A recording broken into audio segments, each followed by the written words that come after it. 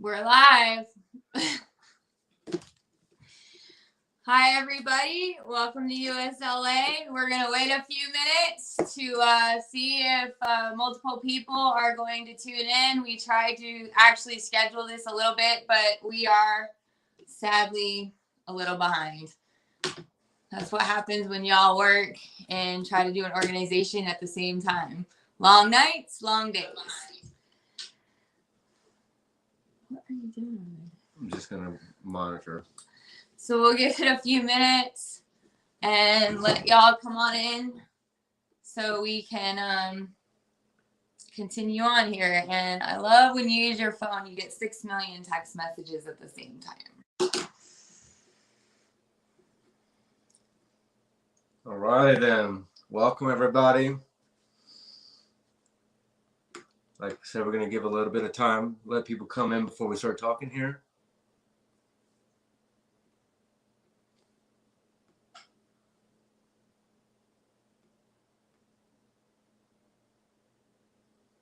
Very nice.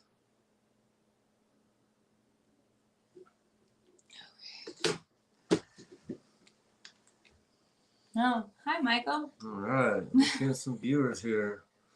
Nice. Oh, wow. Okay. Oh, we're up to 28 now. Can you guys see it on your side? Yeah, let us know if you can hear us well, if you can see us well. Hello, GWT. Hey, Ronald. So we're using a different forum where all of us can actually get together. Most of us usually use Prism, so we're able to get on multiple streams and multiple people are able to be in here. 5x5. Oh, we got the UK in here. Nice. Hello.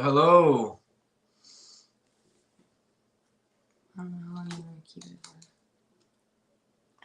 Oh, we'll get started. There's Glory B.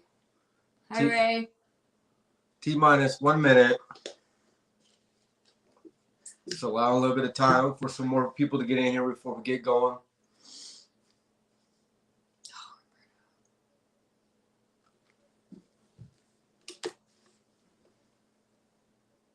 Trina's here. Nice. Hello, Trina.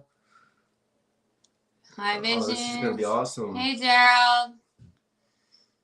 I can hear and see all 4 screens. Thanks, Jennifer. Perfect. We're excited. This is new. We get the bugs worked out of this. It'll be good. Most of you know on my stream that I am not technologically advanced, so this is a big, big jump for me. What's up, Brian? Hello. Brian. Hey, Irvin.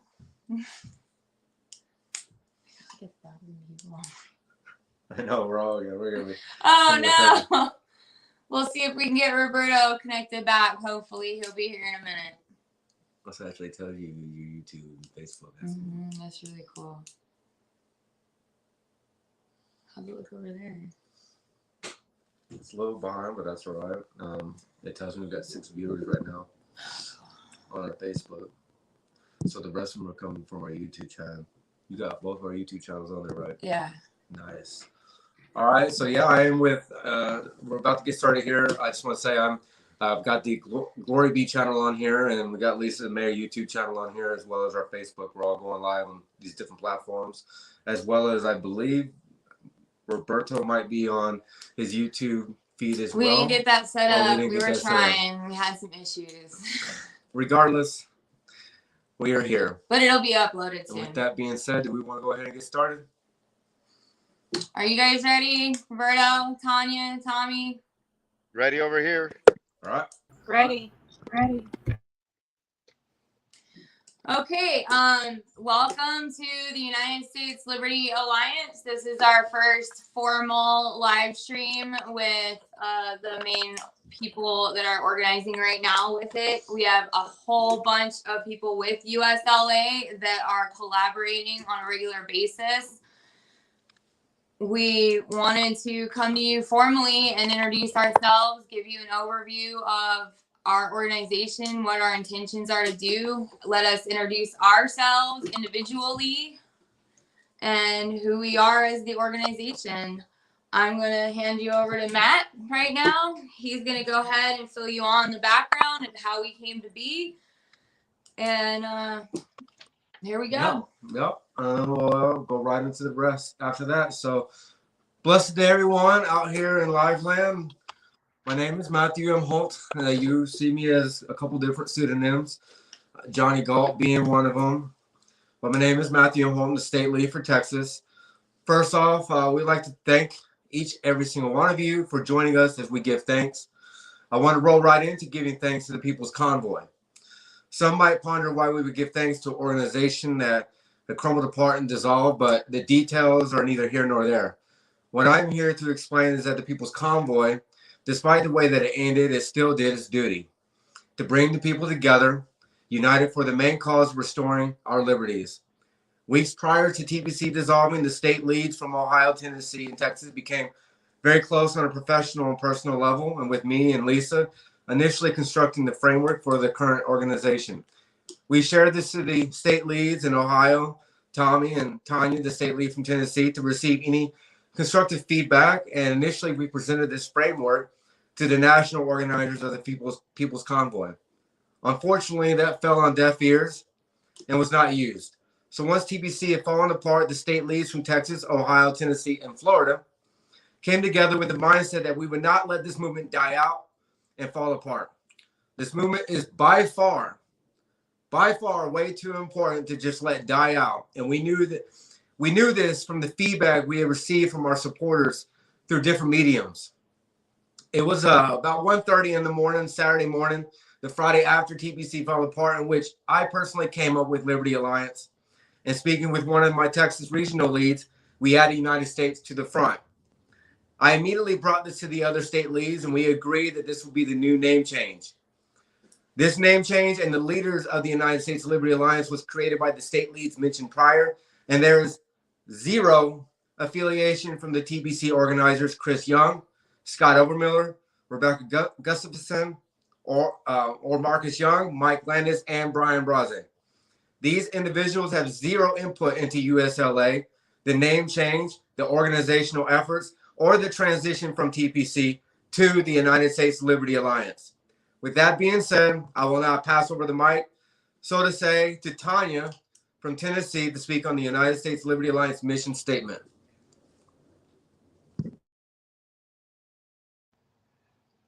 So going forward, our mission statement for United States Liberty Alliance is, my notes are long. As Lisa said, days are long.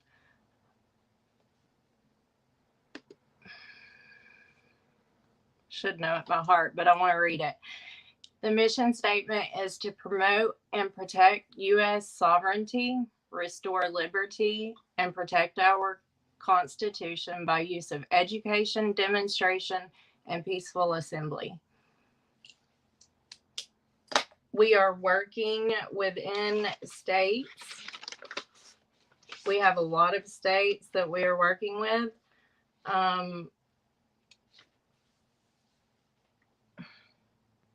I guess I'm supposed to do my bio first, huh?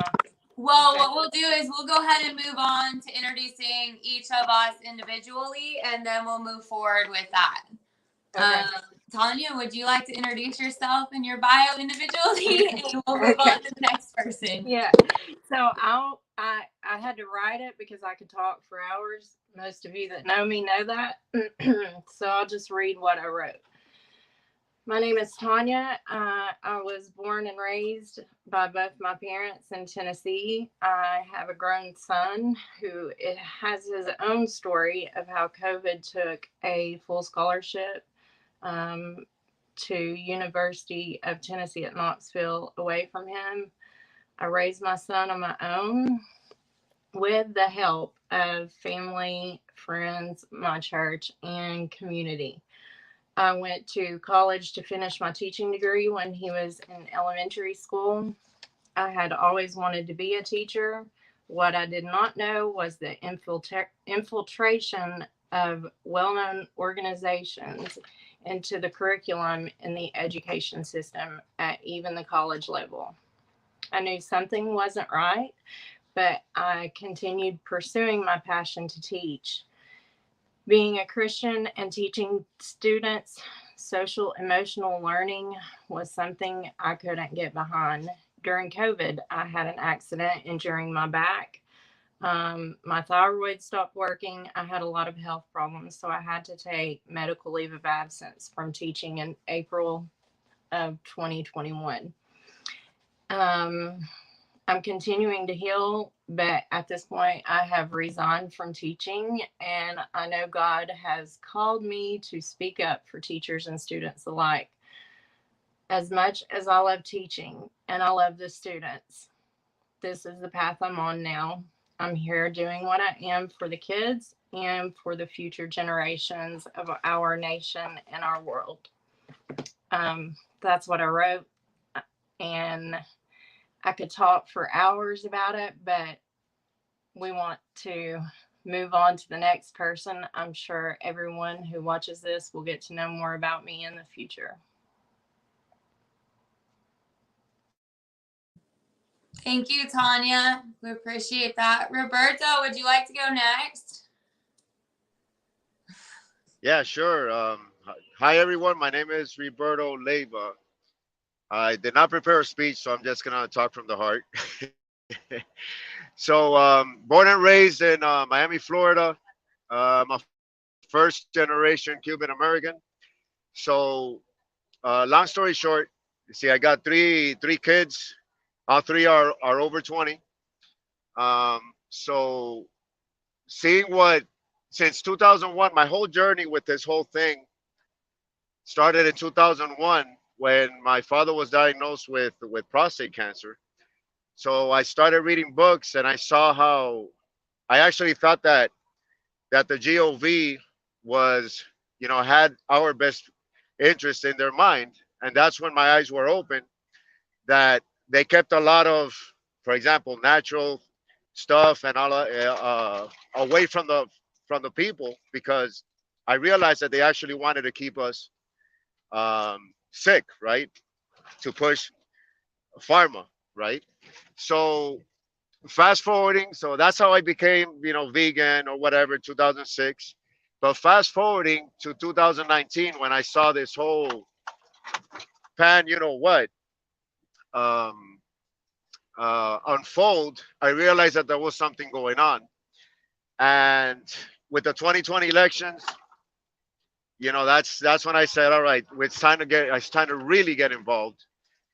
So fast forwarding to the beginning of this year, end of last year, beginning of this year, that I saw what was happening in Canada, how they started standing up, and the whole convoy. It actually, mind you, I had lost total faith in humanity. I was like, you know what, forget it. But once I saw Canada standing up and everything that happened in Ottawa, it really lifted my spirit. And then I saw that we saw what happened in Canada. I started seeing, the People's Convoy organizing. So I met up. Long story short, I met up with the People's Convoy in Hagerstown, and I see how important this is. So this means a lot to me. It means a lot to my kids, my future grandkids, and generations to come, and all of you, because at the same time we're fighting for all of you. I feel for all the nurses, the first responders, the police officers, the teachers that have been demonized because of this whole thing, and we can't say too much, because of keywords. So that's how I'm getting involved. And then I took the stand to do Florida, because at the end of the day, the fight is in Florida, is in the state. So that's how I came about and organized here with the USLA. Hope I didn't go over too much. Thank you, Roberto. No, you're fine. We're gonna. I was clocking it. So, Tommy, would you like to introduce yourself next, please? Get that Red Bull down. I ain't writing nothing either. I'm not a teacher. So I'm just going to go off the top of my head. I'm Tommy. A lot of people out here know me, probably most everybody that's watching this. I actually live in Kentucky. I originally got brought on with TPC along with everybody else as the state lead of Ohio.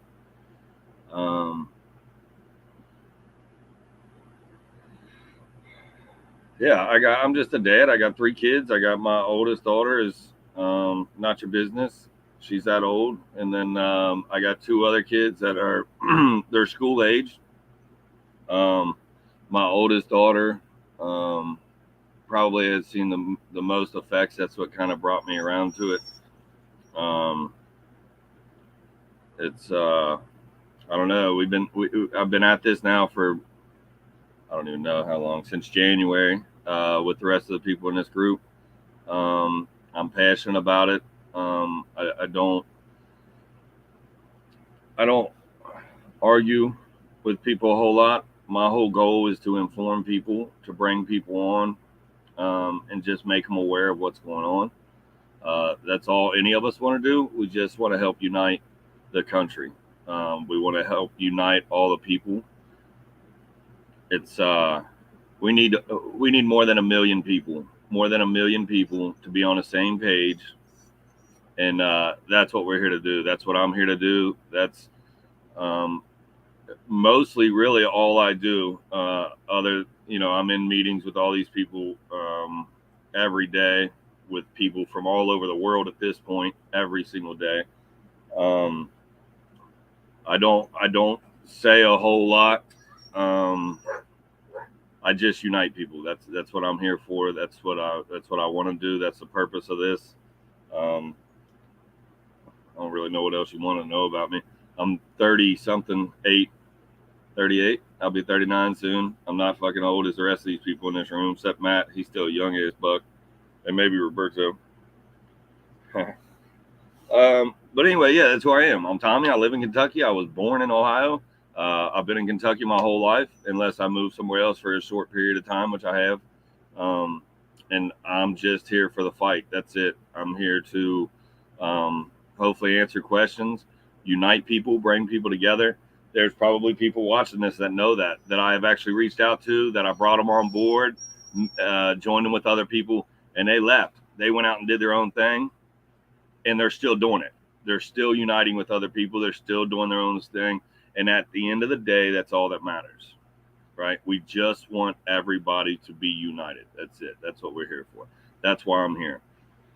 So I'm not as inclined to give out all of my personal information, as I met a guy one time that did not mind giving out all of his information. I won't do that, nor will I go too much into my personal life. I'm not hard to find if you really wanted to find out who I am or what I've done with my life. But yeah, that's who I am. That's what I'm doing. That's why I'm here. I look forward to hopefully meeting more of you guys and yeah, getting our country back, saving this country, saving the world, really, for our kids, for our future kids. So with that, I'll pass.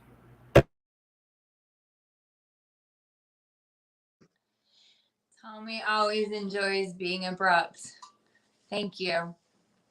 Thanks, Tommy. I'm going to pass it over to Matt. He's going to be our next one. He's got his speech prepared. As prepared as I can be. It's still alive.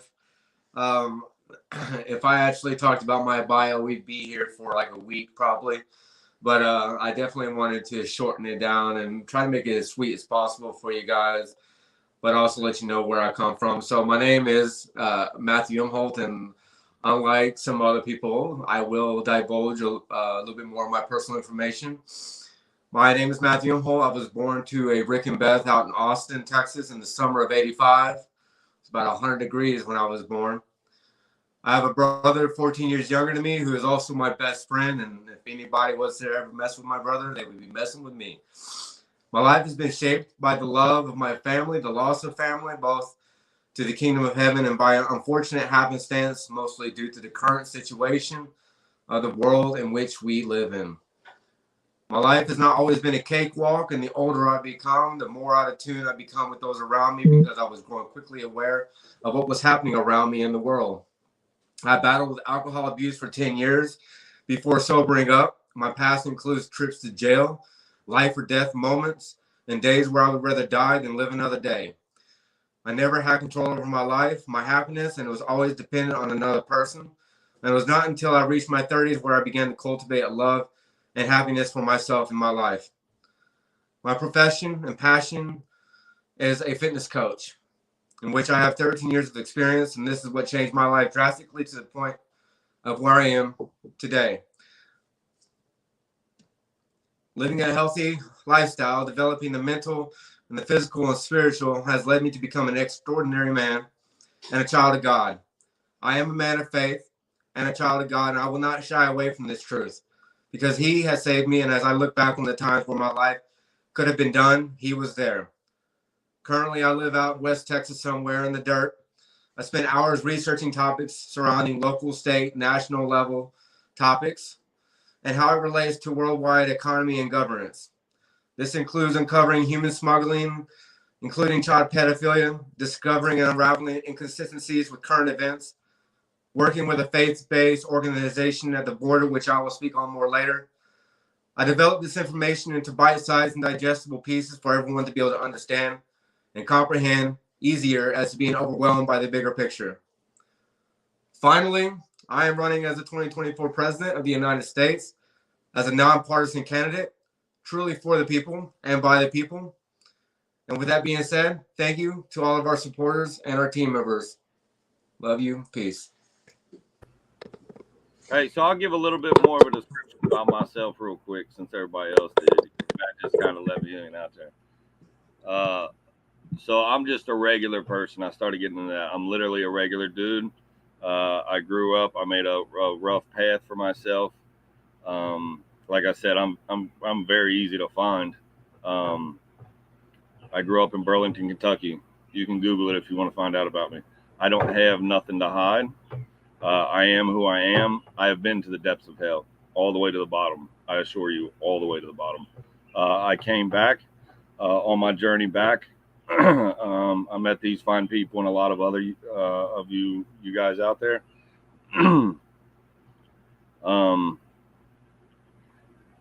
I'm just a normal dude, man, that wants his kids to have a future. That's it. I grew up in a neighborhood where we came in when the street lights came on. There wasn't a second thing, no nothing. If them street lights came on and you wasn't home, your ass was had. That's when I was raised. I came home from the creek and we had to strip butthole naked right in the front yard and get sprayed off with a water hose. That's where I'm from. That's how I was raised. Like I said, I've been to the depths of hell in every, I think every aspect that you can be in the depths of hell. And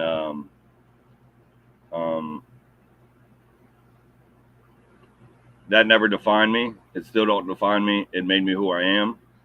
But that I surprise myself when people tell me about who I used to be. I'm living the American dream at this point. A lot of times people refer to the American dream. People are chasing the American dream. They're coming from different countries chasing the American dream. They are. That's what they're here for. But that's what my ancestors came here for. And I continue to do that. I continue to move forward. I don't settle for a lot of things. I'm just chasing the American dream. I want my kids to be raised and be afforded the same rights and the same freedoms that we had when we were raised. And that's all we're trying to do. Like I said, you typically won't hear me. You won't see me argue in a group. You won't hear me argue with people. I'm open-minded. I think about as open-minded as you can come. I don't care about, and it's not just myself, the rest of the people you're looking at right now. We don't care what's your race, your religion, your sexual orientation, listen, I don't care about any of that. I assure you. One, because it's not my business. And two, I don't have time in my life to worry about anybody else in their personal lives or what they're doing. I have one main objective here, two, I guess, to inform and unite. That's it. We're not fighting a battle. We're not driving around Capitol buildings no more. Although we've been there. Lisa and Matt came all the way across the country. Roberto drove all the way across the country. I drive a truck personally. I drive over the road. I drive coast to coast. And I met up with the People's Convoy in multiple states all around the country. I was in Hagerstown for the first week. I was up there barbecuing and cooking steaks and ribs and burgers, whatever it was all free. If you was hungry, come eat. That wasn't just for the convoy. That's how myself and everybody else that you're looking at right now. I've participated in several different humanitarian things throughout my life. I've showed up in I've passed out food. I've dedicated my weekends sometimes to passing out food to people that didn't have it or couldn't eat. Not only because I'd been there, not only because I hadn't eaten. I have been to the depths of the hell to the point that when I finally ate, it actually brought tears to my eyes. That's how far down in the depths of hell I've been. It's always been instilled in me that it doesn't matter who you are. It doesn't matter how much money you have. It doesn't matter what car you drive or how you dress. If you're hungry, come eat. I got a sandwich for you. I got a bag of chips for you. I've got something for you. If you're thirsty, holler at me. I give you a bottle of water. I got it. I don't care. I have literally passed out a peanut butter and jelly brown paper bag lunch that had a Capri Sun in it and a pack of crackers with a peanut butter and jelly to a guy that pulled up in a Mercedes Benz. And people questioned me about it. Why would you give that to him? I said, the guy told me he was hungry, and that's all that matters. The people's movement, the way that we started, that's what this movement was about. Anybody that was in Hagerstown didn't want for anything. Nothing. It didn't matter. It did not matter what you needed, what you wanted. It didn't matter. If you said you thought about maybe wanting it, somebody brought it to you. And that is the America we want to live in. That's where we want to be. It's never going to happen if everybody keeps pointing out the flaws of their brothers and sisters or pointing out their gains and how they're better than their brothers and sisters, or my religion's better than yours. We don't win this, guys. If everybody keeps doing that, if everybody keeps picking up, this dude was a drug addict 10 years ago, I can't mess with him, we'll never be united. Never. And these people at the top that we're going after, because like I said, this group, our people, we're not going to capitals. We're not driving around in circles. We're not doing convoys. We're not hollering at our local, whatever the hell they are. I'm non-political. I assure you, I don't like none of them. Don't get me too excited. I'm starting to get loud. I'll start cussing and stuff, and everybody warn me not to. But anyway, that's not what we're doing. We're going after the global elitists. That's our fight. That's who's pulling these strings. That's who cheated my daughter out of a graduation. That's who's cheating all of our kids out of every freedom and right that God has given us and our forefathers have given us. They're taken. We're not doing it no more. Listen, it's not happening no more. We're worldwide. I appreciate all them people that are driving through these cities and honking their horns. I appreciate the people that are showing up at signs and on Saturdays and waving them in front of people that aren't really there. I appreciate you guys, man. You got passion. You got love. You got drive. I love it, man. I love to see it out there. But that's not our fight. That's not where we're at. Because I assure you, you can get rid of every single person in office in the United States of America right now, and you'll wake up and there'll be a new one in his seat. You'll probably find out that the new one was the one pulling the strings anyway. And it'll just keep going. We got to get the head of the snake, and the head of the snake is at the very top. And that's where our fight is. That's where our energy is. That's why you're not seeing us out here promoting, driving in the circles. I don't know if y'all filled your tank up, but it's damn near $6 a gallon, right? When I'm driving my truck, somebody else pays for that. Hot damn, I came off the road, son. This $6 a gallon, man. This shit's crazy. Sorry, I mean cuss. But anyway, that's where our fight is. I just wanted to kind of reintroduce myself a little bit. I'm just a 38-year-old dad. I drive a truck, love my life, love my people, love my family, love my country, love God first and foremost. And yeah, man, that's who I am. That's what I'm here. That's where my battle's at. That's where my fight's at. So I'll mute that and let you guys go back.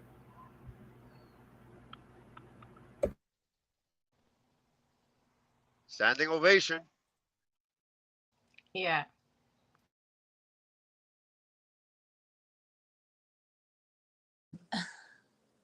Okay, Tommy, you went over. How can we follow that?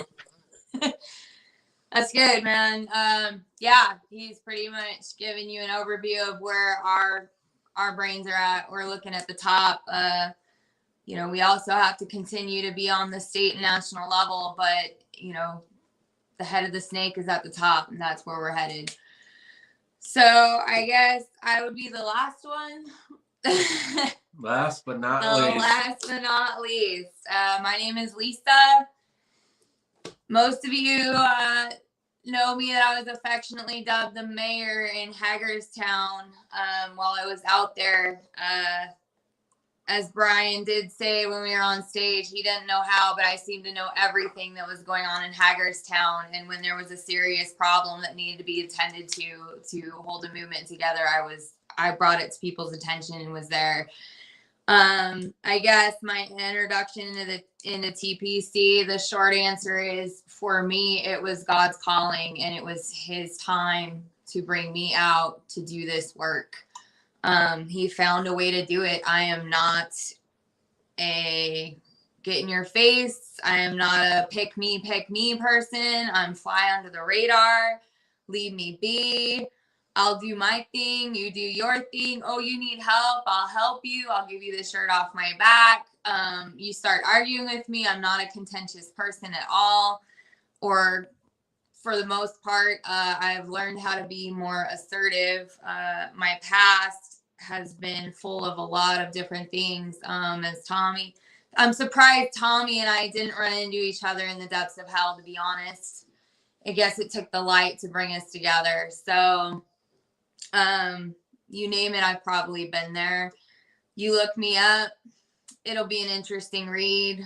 I can go into that another day. Born and raised in the desert in Phoenix. I tell people that I raised myself, did the best I could, spent a lot of time figuring it out, spent a lot of time being abused by people in my life, and that led me to pick people that love to abuse me into points where you're not even sure why you're alive the next day. But for some reason, you just put your feet on the floor, one foot in front of the other, and you just keep going. And it wasn't until I got into Hagerstown, I realized that everything I'd been through had pretty much prepared me for this journey. And it brought tears to my eyes of joy. I ended up in the Senate meeting of all places with Brian Brazzi and the other organizers, with some other truckers as well, with Gray Wolf. Sat right next to him. We were in the congressional meeting as well. There's no reason I should have been there. The only reason I could have been there is that God wanted me there, and that's where he put me.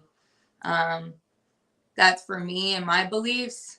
If you don't believe in that and you believe in coincidences, then it was a huge coincidence. If you believe there's a purpose to something and reasons why, but you don't necessarily believe in something bigger than what's going on, that's okay too. But we know it boils down to this. This is the war between good and evil. Anyone you talk to, you can feel it, whether they believe in anything or they don't. I've talked to atheists that are basically like, man, something's going down. I feel it. You're right.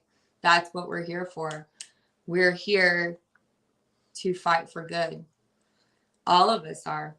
Who doesn't want to see good? We know there's evil in this world. Interesting note, the more that all of us do our research and delve into things, the more evil we get exposed to. And there are days when all of us wake up and like, man, I just don't know if I can go back into that research and watch that today. I think I just need a chance to get myself back together and find the light and the good in the world, because you feel like you're just drowning in it some days. And we have to lift each other up. That's what this organization is doing. We're lifting each other up. I own a trucking company out here in the oil fields. Y'all know it when you watch my lives. You see me out in the middle of the desert running around just trying to deliver things. The other day it was so bad out here you couldn't even see 2 feet in front of your face. Why I got into this, I mean, the short answer is God. The long answer that pushed me through it is, you know, how much longer are we going to watch our liberties and our freedoms be snuffed out? How long are we going to watch people that think they know better than all of us decide how to acclimate our children to be compliant through, we all know through what?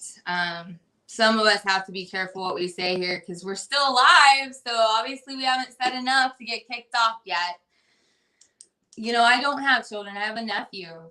I have a couple nephews, and I have a lot of adopted godchildren and stuff like that. If everyone got taken out, I'd probably have a ranch full of kids. So I got to watch over those kids too. If I ever have kids, I got to watch over those kids. I got to watch over the children of the children. We all feel the same way. This is for the kids. If we don't stop this now, or we don't keep the fight to halt the encroachment, we're all going to be enslaved. That's where it's going. And you're going to watch your children be fine with being enslaved. And I just don't believe that's what any of us want. So that's kind of the long and the short.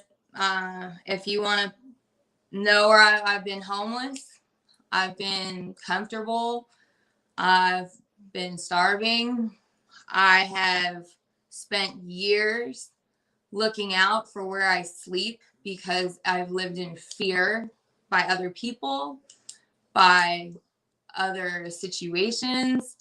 There are times where I've feared the GOV. I don't anymore because that's what they want you to do, is fear it.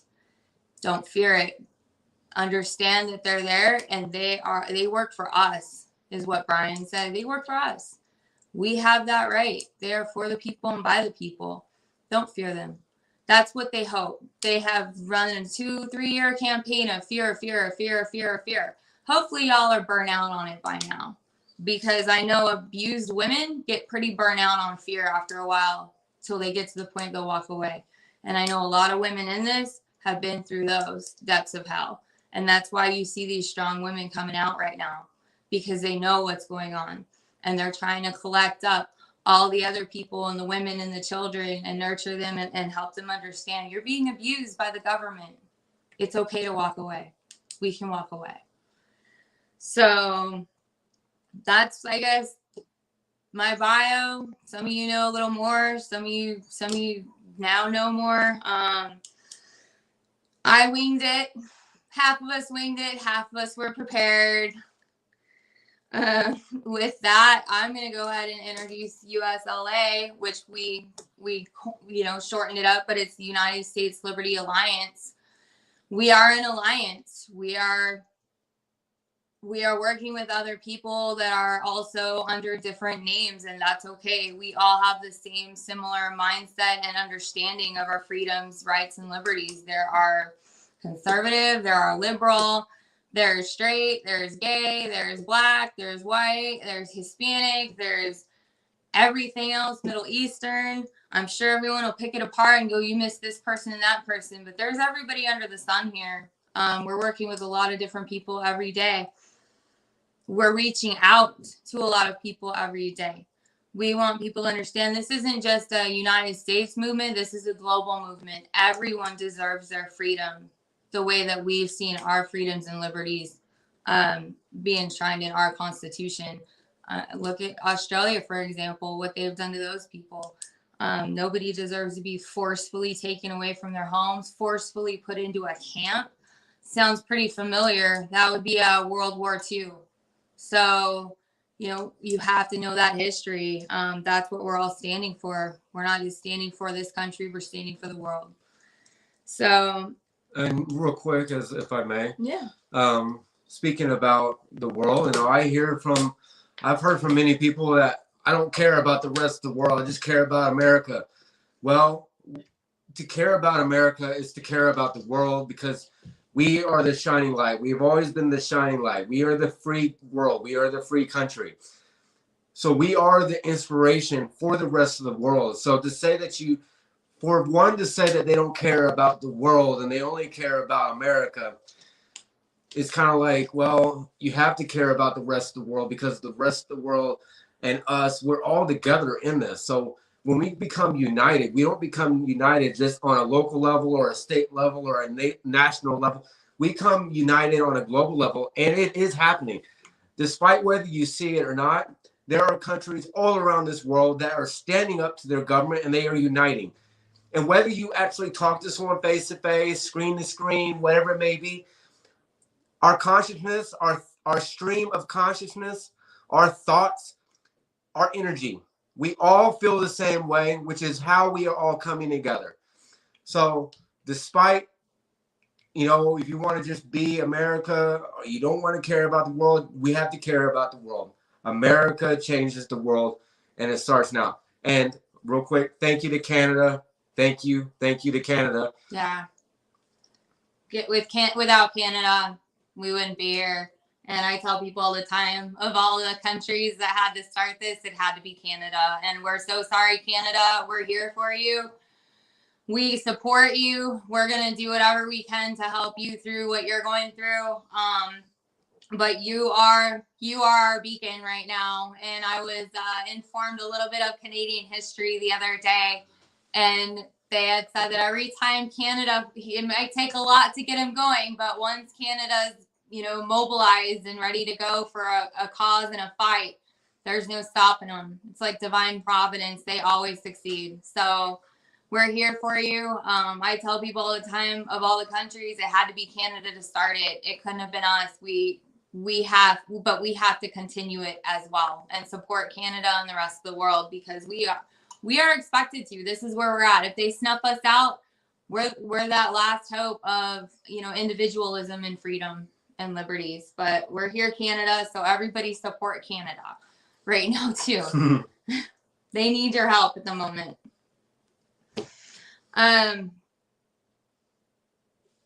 Infrastructure. Are we all agreed we're going to talk about the infrastructure?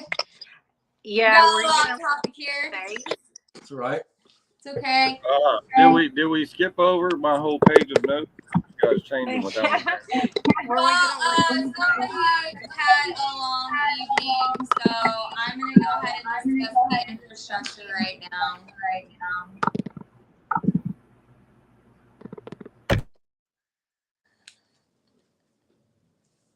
We got to give Tommy some crap here. So the basic infrastructure of USLA, one of the lessons we learned from TPC, which we're grateful to TPC for good lessons and bad lessons and bringing us together. Without them, we would not be brought together and we would not be under this. Let me interject on that real quick, Lisa, just real quick. Go ahead. Man, everybody wants to judge everybody. Everybody wants to throw the first stone with zero knowledge coming from the source or coming firsthand. I don't understand why people do that. It doesn't make sense in my head. So when I try to make it make sense, I literally just give myself a headache, because I don't understand why people will take the word of another man or woman that they have never met in their life and just assume that they're telling the truth, or just assume that they were really involved in something and know about something that they really don't. Do your own research. There is a lot of people out here. There's a lot of mixed feelings about the people that started, or that, I'm not going to say started, the people that ended with the People's Convoy. Listen, man, I have gotten to know Marcus Summers and Chris Young and Scott Overmiller. I've gotten to know them people. The reason they're still in our groups is because they're good fucking people, right? I will say a cuss word right there. They are. Everything, and I hate to do this to you, Lisa, because you skipped over the whole notes, but everything that people are giving those three guys crap for is not true. Flat out, it's not true, man. You guys are busting these people's balls, and without them, we wouldn't be here. You wouldn't be watching this. We wouldn't have met. We wouldn't be moving forward for this. None of this would be happening. Okay? So while there may be some controversy because of lack of knowledge and lack of understanding, and because there's a lot of instigators out there, at the end of the day, if it wasn't for Marcus and Chris and Scott and Brian and Mike and the other people that were behind the scenes, Rebecca had a huge play. I got brought into this in Telegram by Rebecca in January. Without those people, and you guys can bash them, call you what you want. If you don't know, just shut up and listen, right? Stop judging people. These are good people, man. They're good people out there. They will remain in our groups. I'll remain when Marcus calls me at midnight because he's driving across the country and everybody else is sleeping. I will continue to answer his phone. I'll talk to the man. He's a great dude all the way around. Chris, same way. They're all great people. So keep that in mind, okay? When you guys are judging people, don't forget to judge them by the fact that they sacrificed a lot to bring us together, right? The reason this movement is as big and as strong as it is because of them. Even though all these other groups out there, and I know between the four of us, five of us for sure, we know every single lead organizer for every movement out there, okay? The reason is because all of us started with the People's Convoy that was founded by the people that I just named. So without them, we wouldn't be doing this. Everybody would still be in their basements. Half you guys would still be wearing masks. Half you guys would still be talking about, yeah, come take all my everything that I worked my entire life for because I don't give a shit, right? But because of those people in that organization, we're here, we're moving forward, we'll continue to fight, we'll continue to battle, and we will not stop until we're eliminated or the threat's eliminated. So hats off to the people that started that movement. Lisa, sorry for cutting you off and putting that in there. But I just wanted to get that real straight real quick. The people that know me, know Lisa, they know that we got to know those people very well. And they're getting a bad rap because everybody wants to jump to judgment. And do your research, do your own self-educating. Don't take one of these live streamers' names. I've never watched a live stream. I don't even know none of them. I've met them. I've shook their hand because I've met up with the convoy. I couldn't tell you who they are, what their name are, what their stream is, where they're at, none of that, right? And they had never done anything with organizing.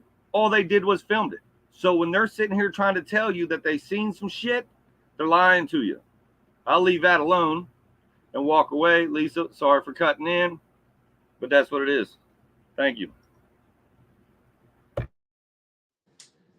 Thank you, Tommy. Actually, we all work well as a group. We have different strengths and weaknesses that we bring in. Yeah, Tommy needed to say that and clarify it. Some of us are just trying to keep it very simple, I guess, because there is so much crap going on one side or the other. I mean, if y'all watch the live streams and you figured out, everybody seems to know that I'm always in weird places at weird times and all over the place. And I worked very closely with all of those people over time in the convoy the whole time I was there. Matt was there with me as well. But for some reason, I just naturally was indifferent fixing problems. So I have nothing bad to say about those people. I mean, everyone has shortcomings. The only thing I have to say is you wonder where problems come from is because we're imperfect. And one of the things I did say, and I'm not going to shy away from it, is, you know, some of them are owner operators, which means they run their own truck, they run their own business, and that's a good thing. If you come from the trucking world, owner operators are not the most organized people at times. Owner operators can keep themselves where they need to be, and that's a good thing. But those guys had honestly the balls to stand up and put this together. Whether it was perfect or not, nothing's perfect. I think there's a lot of misunderstandings and misconstruing to a lot of different things, and I think a lot of this is coming from the emotional side, that there was something really amazing that we all joined up with that brought us hope, brought us joy, brought us courage to push forward, and opened our eyes. And it also brought us all together to see hundreds of thousands of people lined up on the overpasses as you drove from across the country. I think when we joined in Oklahoma City, there was total a dozen overpasses that didn't have a single person on it. You're talking about every single overpass from Oklahoma all the way to Washington, D.C. had people on the overpasses coming out of the woods everywhere. Hundreds of thousands of people. People that were crying in tears, that were waving flags with their kids, that were telling you, thank you, thank you, thank you, because they're stuck at home hanging on to what shreds of money they have left, struggling to feed their children. They couldn't just pick up and walk away. It wasn't going to happen. And we all know that. So even when other people say, you know, where were they? Why haven't they gotten together? You know, why aren't people getting together to help with this? Why aren't they going to DC? Because they can't. Because they can't. They are struggling to put food on the table for their children. And that's why the ones that were able to go went for them. I mean, how many of us carried thousands of people's spirits on our shoulders to say, we're here for them. We're here for them. We're here to represent them. You know, Tommy's just blunt. We love that about Tommy. Thank God, because he brings some of us out of our shells. Me, I'm considered more of a diplomatic person. I just calm people down most of the time. But when I get going, then somebody has to hold me back too. So, you know, Roberto, he communicates very well to a lot of people. He can get that message out quick and efficiently and fast. Tanya is a little organizer. She pulls us back sometimes. Whoa. We got to figure this out too. We all work very well. Matt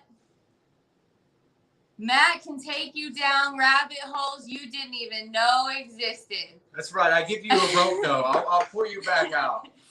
And then find the links to where that all came from, and then the information to back it up so that you might want to crawl in your closet that night and rock yourself to sleep because you know it exists now. So, I mean, those are things that we need to know. If you just do your job every day and go to work and come back and live your little life, I mean, more power to you that you can do that and ignore the rest of the world. But I'm telling you, if you don't open your eyes to that and see what they're doing, which I don't know if anyone else has felt it, but they've been moving 10 times faster lately because I think they know we're on to them. Hey, can I talk just real quick, interject? Just reading the comments or whatever.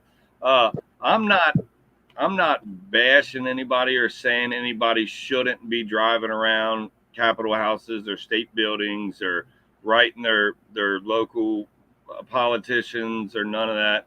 Like, you're right. We definitely need the presence. They need to. Awareness has got to be brought up. People need to be made aware. All I'm saying, when I was saying all that, what happened with TPC don't define us. What happened in the past is in the past. We are moving forward. We're going after the snake's head. If you don't like us, if you don't want to join us, fantastic. Love it. You're an American. You're free to make that choice. Handle your business. I don't care if you bash me and everybody knows me. I don't give a shit what you say about me. I don't even care. We're moving forward. We would love to have all of you on board.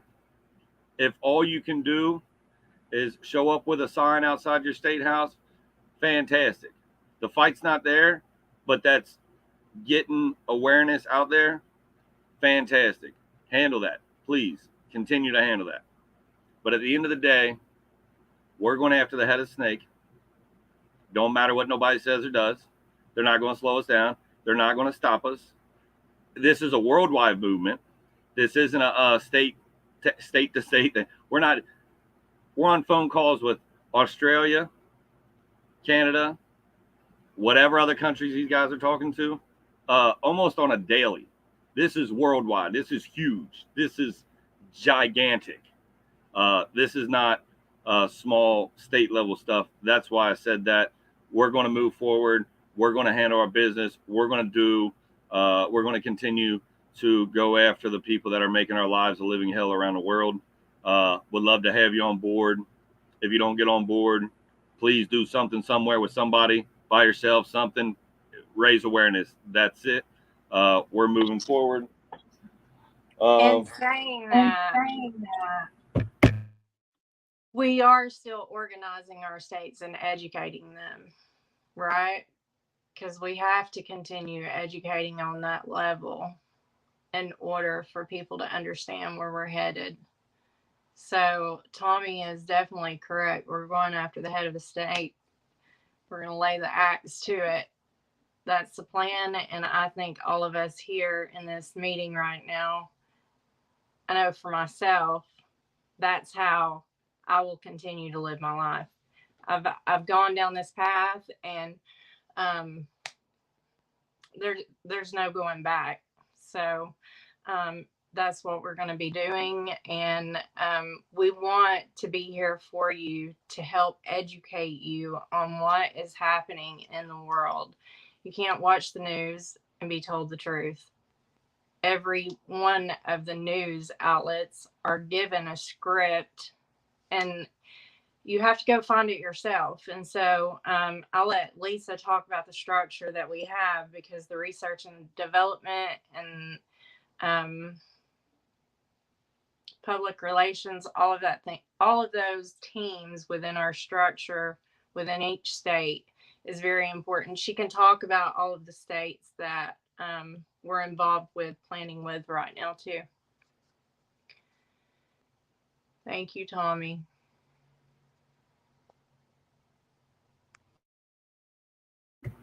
Hey, and Lisa, man, you just gonna have to keep on waiting, man. You skipped the whole list of everything we worked so hard for, man. You just jumped to the end. So anyway, that's listen, not the real end. quick. You should have woke up earlier. I'm calling you out. 15 minutes before we do this, you're still sleeping. Tried to call you. You guys let me sleep this late. It wasn't my fault. So listen, real quick, to the point, and we'll go back to Lisa. We'll go back to Lisa. So while everybody thinks that TPC ended abruptly and ended all fucking crazy, it did end crazy, and that wasn't the plan. The way that shit went down, I don't know who said what, where, on what platform, or whatever the hell happened. I was trying to have a nice night out on the town, and my phone started blowing up. Somebody said some bullshit somewhere along the lines, confused everybody. But understand this. For 2 months before that ended, we were already operating as independent states. We were already on our own. We were already doing our own thing, right? We just shared a name with the TPC main convoy. We were already on this.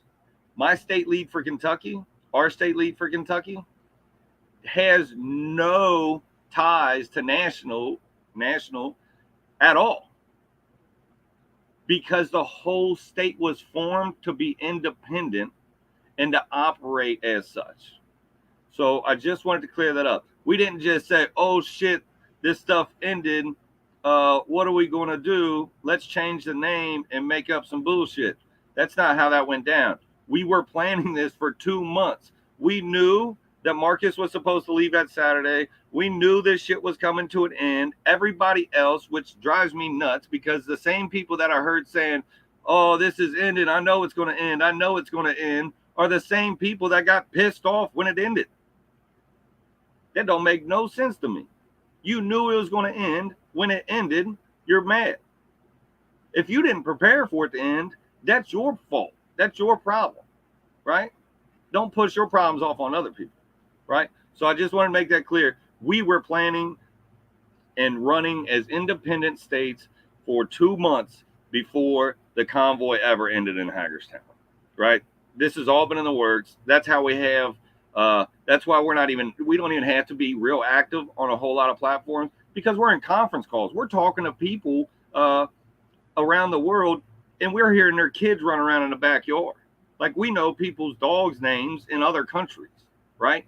That's how big we got. That's how tight this is. That's how much everybody knows each other, right? So just understand that all of this was, I mean, everything was planned and is going accordingly, except the fact of whatever the hell happened that day, and whoever the hell said whatever the hell they said and fucked everything up and made everything go crazy. I appreciate that. I appreciate you throwing a wrench in the fucking program here. But guess what? We're grown ass people. We just keep on moving. We keep on pushing forward. We got an objective. We're going to reach it. So I just want to make that clear. This just didn't turn out overnight because some shit happened. We've been planning for this. We've been doing this stuff. So go ahead, Lisa, back to.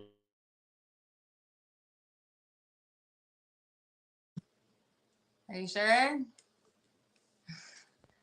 We lost Roberto. I think his connection's not good. Hopefully he'll come back in here in a few minutes.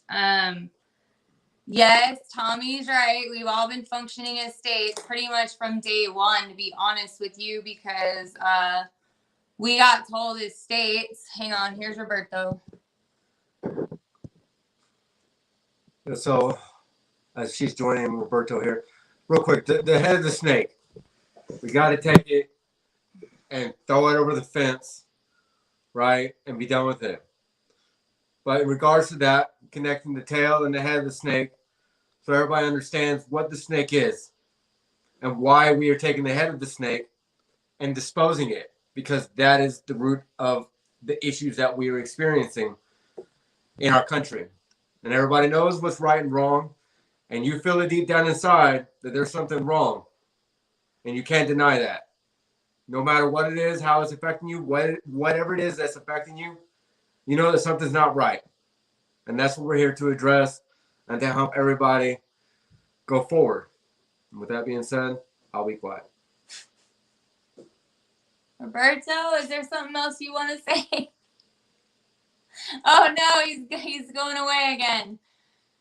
Oh man, okay, hang on. Poor Roberto's not in a good place. This is live, obviously, and that's great. Unfiltered, raw. Technology. Yeah, technology. I guess I'll say my 2 cents and then I'll move on to. Yeah, from the beginning, it was they were organizing the national, and when we all got put into Telegram state, that's where all of us started on Telegram, pretty much into those states. That's the only way that I would have ended up being a state lead, was through the internet and not, hey, do you want to do this? So it was what it was. I know when I went ahead and fell into it, hang on, I'm adding Roberto again. Hopefully he'll be able to stay. It was what it was. Normally I'm a person that would shy away from it. I didn't. So we've all spent sleepless nights getting ready for the convoy, building our states up. That's how Tommy and I got to know each other. Tanya, we all, Matt, we all came from this. So it was a beautiful thing. It started a beautiful thing. the only thing I can really tell everybody is that we can't keep distracting ourselves with who, what, when, where, why. We can only learn from the past. We can't sit here digging into it every day. That's distracting us from our mission. That's distracting us from being able to go after the people that are really making the effects in our lives. And the biggest point is, too, it's time to forgive. It's time to forgive. You don't have to forget, but forgive each other and move forward. We all have our responsibilities to things. We all have our burdens to bear. Whether you snickered at someone one day and went off on them at Hagerstown, or you took the last bag of chips because you wanted it, or other things. I mean, we all have our small sins against each other. So let's just forgive, appreciate what we got out of it, where we are today, the mistakes we can learn from, the good things we can learn from and carry through, and be stronger and better for it. So that's where we are. And that's why we had to pivot and create United States Liberty Alliance. We were under the umbrella of TPC, but we've been pretty much, the states have been on their own since day one. And that's what we've been doing, is building those states up under that umbrella. So it's not a big deal to go from TPC to USLA. We're here. We didn't just throw stuff together. Poor Roberto keeps getting kicked off. But I will move on. Quick, Tommy. Oh, there's Tommy again. Let me get Roberto back in. Sorry, guys. Oh, we don't want to remove from stream. Oh, there you go. Lisa, so before you go in with the infrastructure, so the states that we communicate with, that we do have communication with, we put it down in the notes, so I'm gonna say it. We got Washington, Wyoming, Texas, Ohio, Georgia, Florida, Kentucky, Tennessee, New York, Indiana, New Hampshire. I don't know that we missed any other states. We may have missed one or two. There you go. See. South Carolina this morning. So those are the states that we're talking with. Those are the states that we have people on board. If you know people in other states that aren't involved, please give them a shout out. We just need people so that we can give them information. That's all we want to do. We're not asking for no money. We're not asking for no for no time out of your day for real. We're not asking for none of that. All we're asking people to do, stop bitching, unite, and educate yourself and those that are around you. That's it. We need everybody educated. We need everybody informed. That's it. That's all we want to do, is give you guys information. We want to give the nation information so that when it does come to, and we'll probably get into that, Lisa's going to, when it does come to the time to actually hold these people accountable, we're not trying to do it with 1,000 people. We need the public, we need the world to know what's going on and understand what needs to happen, so that when it does happen, the American people and the other people from around the world are behind it, because that's what it's going to take. Well over 1 million people to make this heard and make it understand. So I want to put that infrastructure. Lisa, set, go.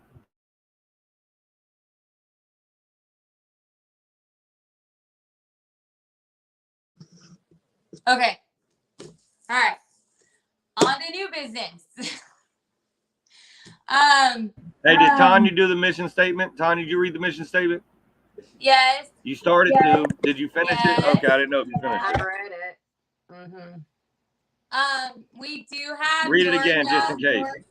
By the way, someone was asking that. We are working with Georgia as well.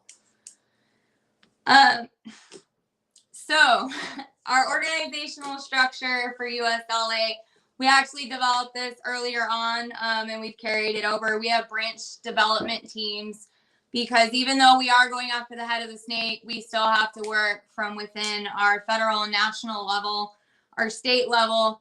And for each state, every state has a different big issue. For Texas, obviously, it's the border. That is where we want to be able to concentrate a lot of time and effort into, even though it goes into the state level and to a national level. It is our biggest focus right now for Texas. Other states have other focuses. I believe Delaware right now is focused on a timeline to get their emergency declaration for COVID taken out. So they're pushing really hard right now. I know she said June 30th was their timeline for them. Other states are going to have other issues they need to focus more time on. So that's how we developed those branches. Each branch has an infrastructure.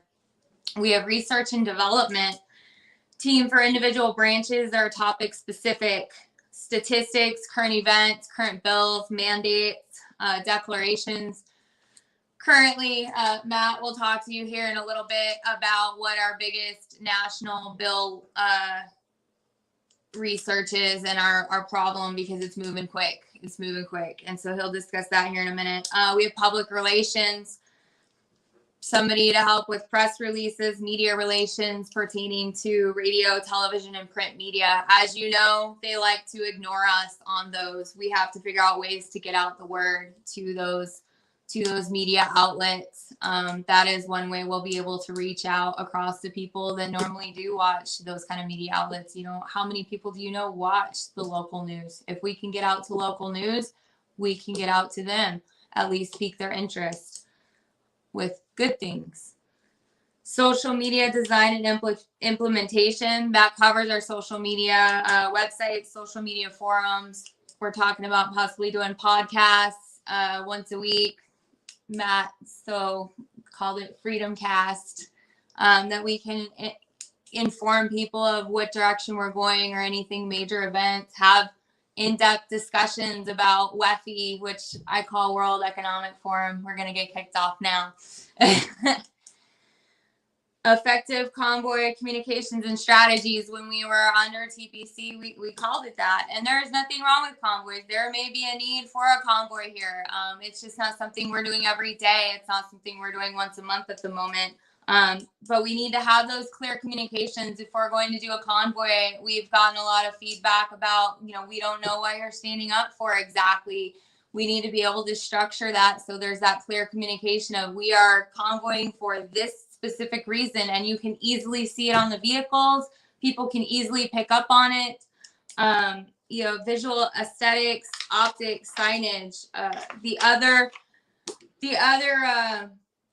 strategies we've looked at as well are, obviously we're trying to unite people. So we want to reach out beyond the parties, the races, the cultures. We want to find those people that are stuck in the middle that feel like, you know what, I believe in certain things that may direct me toward leading to the left or more liberal. Hang on, I'm adding Roberto again. There we go. Okay, sorry about that. When we were out in Hagerstown, there was all kinds of people out there that consider themselves liberal, but they still understood that the fundamental rights and fight for our freedoms has to be done. If we don't have those freedoms and liberties, fundamentally, we can't disagree. It's who's ever in charge. We have to go with what they say, whether it's left, right, Republican, Democrat, independent, or God only knows the next party that comes in power. So we've got to reach out to those people across the board. They want the same thing we do. They want our freedoms and liberties. We can disagree. That's okay. That's what makes this country beautiful. We can have different beliefs and disagree. There's classification lawsuits. Classification lawsuits.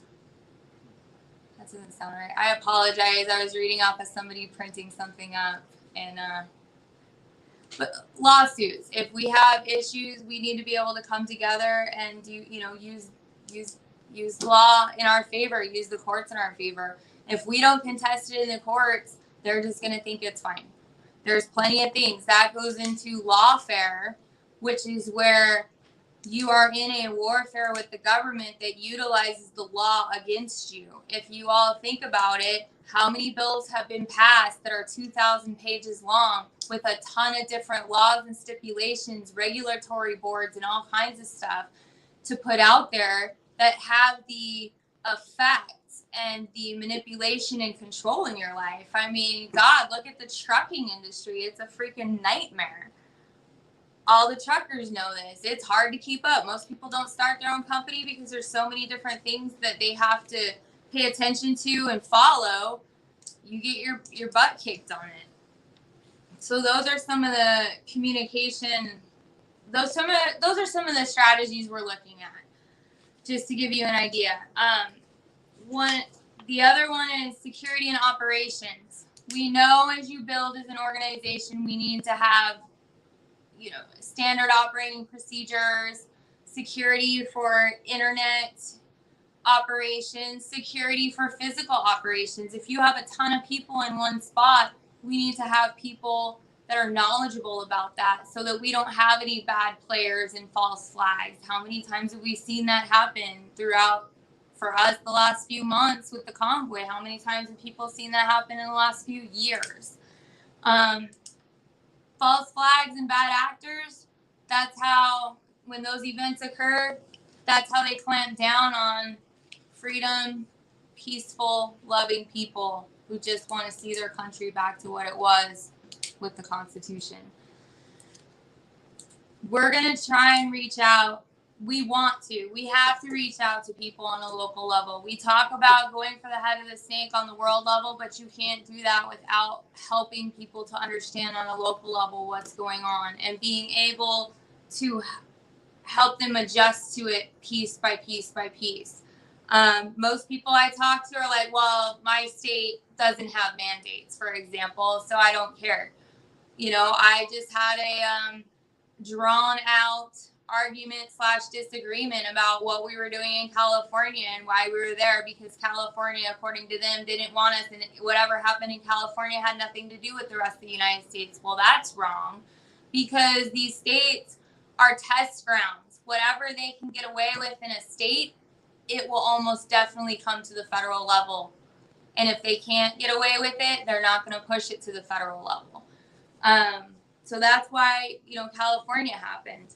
We need to be able to reach out to these people. And so the biggest idea and what we're working on is, we call them entry-level packets, Patriot packets. That's where we have a distribution to go to individuals. Most people can't just walk up to your neighbor or a stranger and go, hey, have you heard about USLA? Have you heard about the bill that they're about to pass that's going to take away our rights? That's a difficult task for most people. So we want to develop an elevator pitch, a small snippet that they can actually memorize and take to their neighbor or the stranger at the gas pump, because what a way to talk about what's going on in our world when you're pumping $6, a gallon into your diesel or your vehicle, and you only put in $8 because that's all you have for that day until you get paid in 3 days.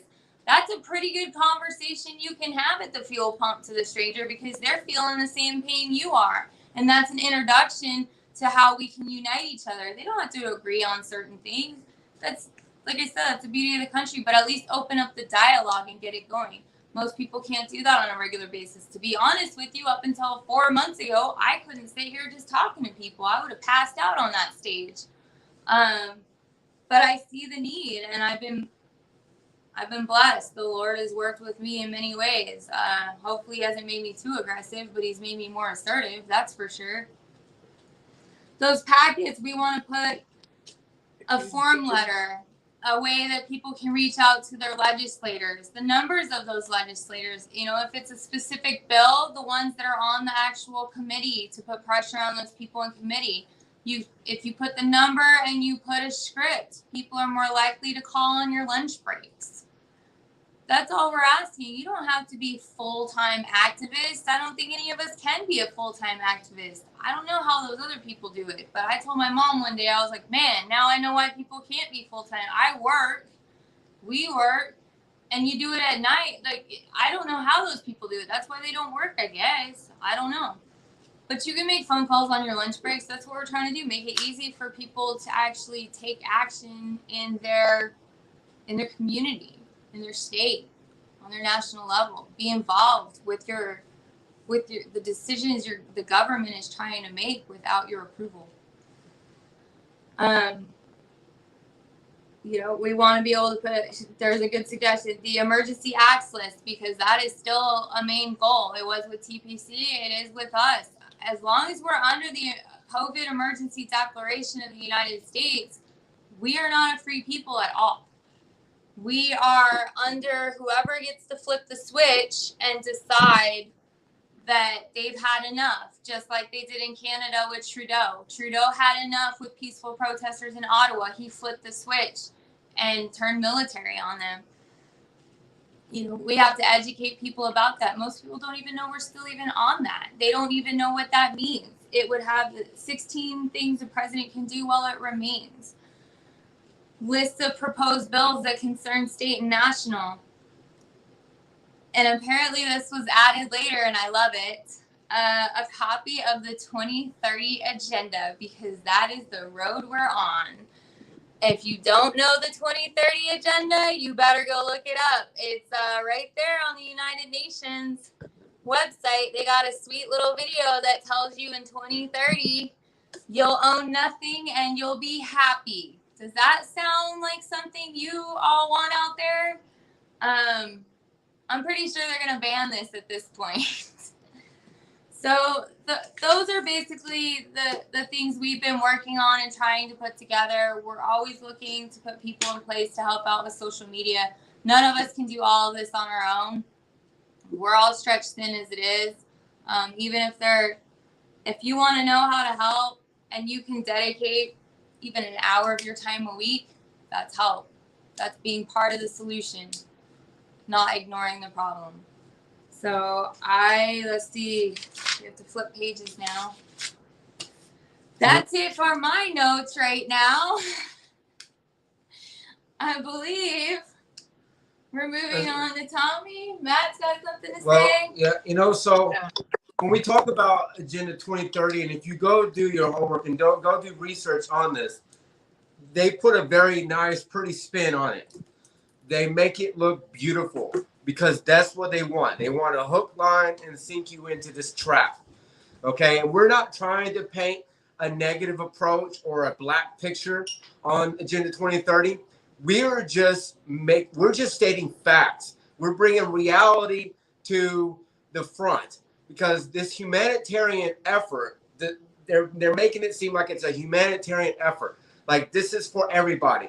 But I'm going to tell you, with the research that I've done, and I don't want to say too much because it can be overwhelming, but the one thing that I want to talk about real quick before I'm going to go and talk about a couple of these bills that have been introduced and passed the House, but there's the lead advisor for the World Economic Forum, Yuval Noah Harari.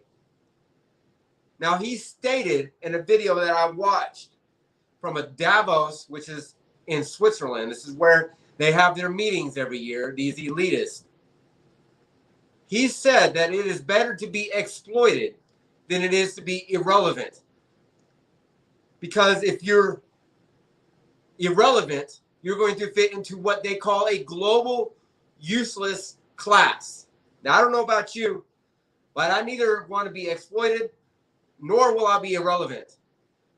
That's what makes this whole thing that we're talking about relevant to what's going on with the COVID-19. This was just a scam. That's why they call it a scamdemic, to garner more control and more power over us.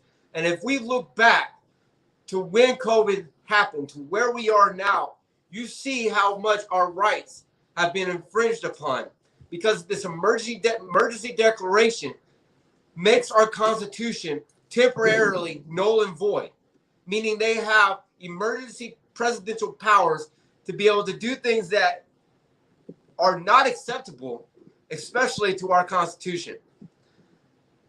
So when you look at Bill Gates, he's a bad guy. I'm going to say it. He's bad. I can tell you that I've been on the other side of the fence. I used to think Bill Gates was a pretty cool guy. Man, he created all this for us. Man, that's awesome. No, he's not. Some people are dubbing him a bioterrorist. I'm not. I'm not saying that. People are. Along with other people as well. The World Economic Forum has 861 corporations and organizations that are partnered with them. They are all in cahoots with one another, forming an alliance to try to have this one world economy, one world governance. I can't make this stuff up. It's straight from the horse's mouth, and I don't even like to have it in my mouth because it tastes sour and bitter. It's like battery corrosion in my mouth. I don't want it. I don't like it, and I will not have it. And I will die fighting for our liberties. And that leads me to these current bills that have been introduced and now passed in the House in the 117th Congress. We got the House Bill HR 7910. Now I'm going to show you, I'm looking straight from congress.gov. I'm not getting this from a third-party site. It's always legitimatized, always legitimate. This is a package bill. HR 7910 is to amend Title 18 of the United States Code to provide for an increased age limit on the purchase of certain firearms, prevent gun trafficking, modernize the prohibition of untraceable firearms, encourage the safe storage of firearms, and for other purposes. Now, when you read that summary, you go, oh, well, that's not that bad. Oh, that's what we need. But go and read the text. Read the text that they talk about here. I don't want to go too much into HR 7910 because it is a package bill, like I said, and it's basically a front for HR 2377. HR 2377, House Bill 2377, I just found out just now that it's passed the House. As of yesterday, it was just simply still introduced. Now it's passed the House as well. So now it's on to the Senate. It gives me a bad feeling in my gut. This bill is called the Federal Extreme Risk Protection Order Act of 2021. And I'm going to open up this text here. And I want to read a little bit of it for you guys.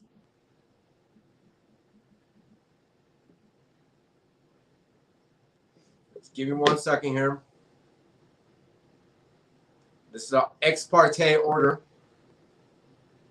Again, you can read all this from congress.gov. I'll drop the link here when I get done talking. Let's see. All right, so the factors to consider in determining to issue a federal extreme risk protection order. A court shall consider the factors including a recent threat or act of violence by the respondent directed toward another individual, a recent threat or act of violence by the respondent directed toward self, a recent act of cruelty to an animal by the respondent, and evidence of ongoing abuse of a controlled substance or alcohol by the respondent that has led to a threat or act of violence directed to self or another individual, and may consider other factors including the reckless use, display, or brandishing of a firearm by the respondent. Now let me go off real quick and digress real quick. When they say the reckless use, display, or brandishing of a firearm by the respondent, you don't have a say in what they define as the reckless use, display, or brandishing. So they can use any kind of reasoning to say that will fall under the stipulations here. Another factor to consider is a history of violence or attempted violence by the respondent against another individual, and evidence of an explicit or implicit threat made by the person through any medium that demonstrates that the person poses a risk of personal injury to self or another individual. Very vague. This literally defines like most of the population in some way and somehow. It makes us all look out to be like we're a bad guy. So, order of surrender. You will surrender your firearms to the United States Marshal or a designated law enforcement officer.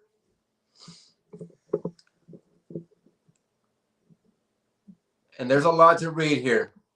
And I've read most of this stuff. I've read this entire bill, this one right here particularly.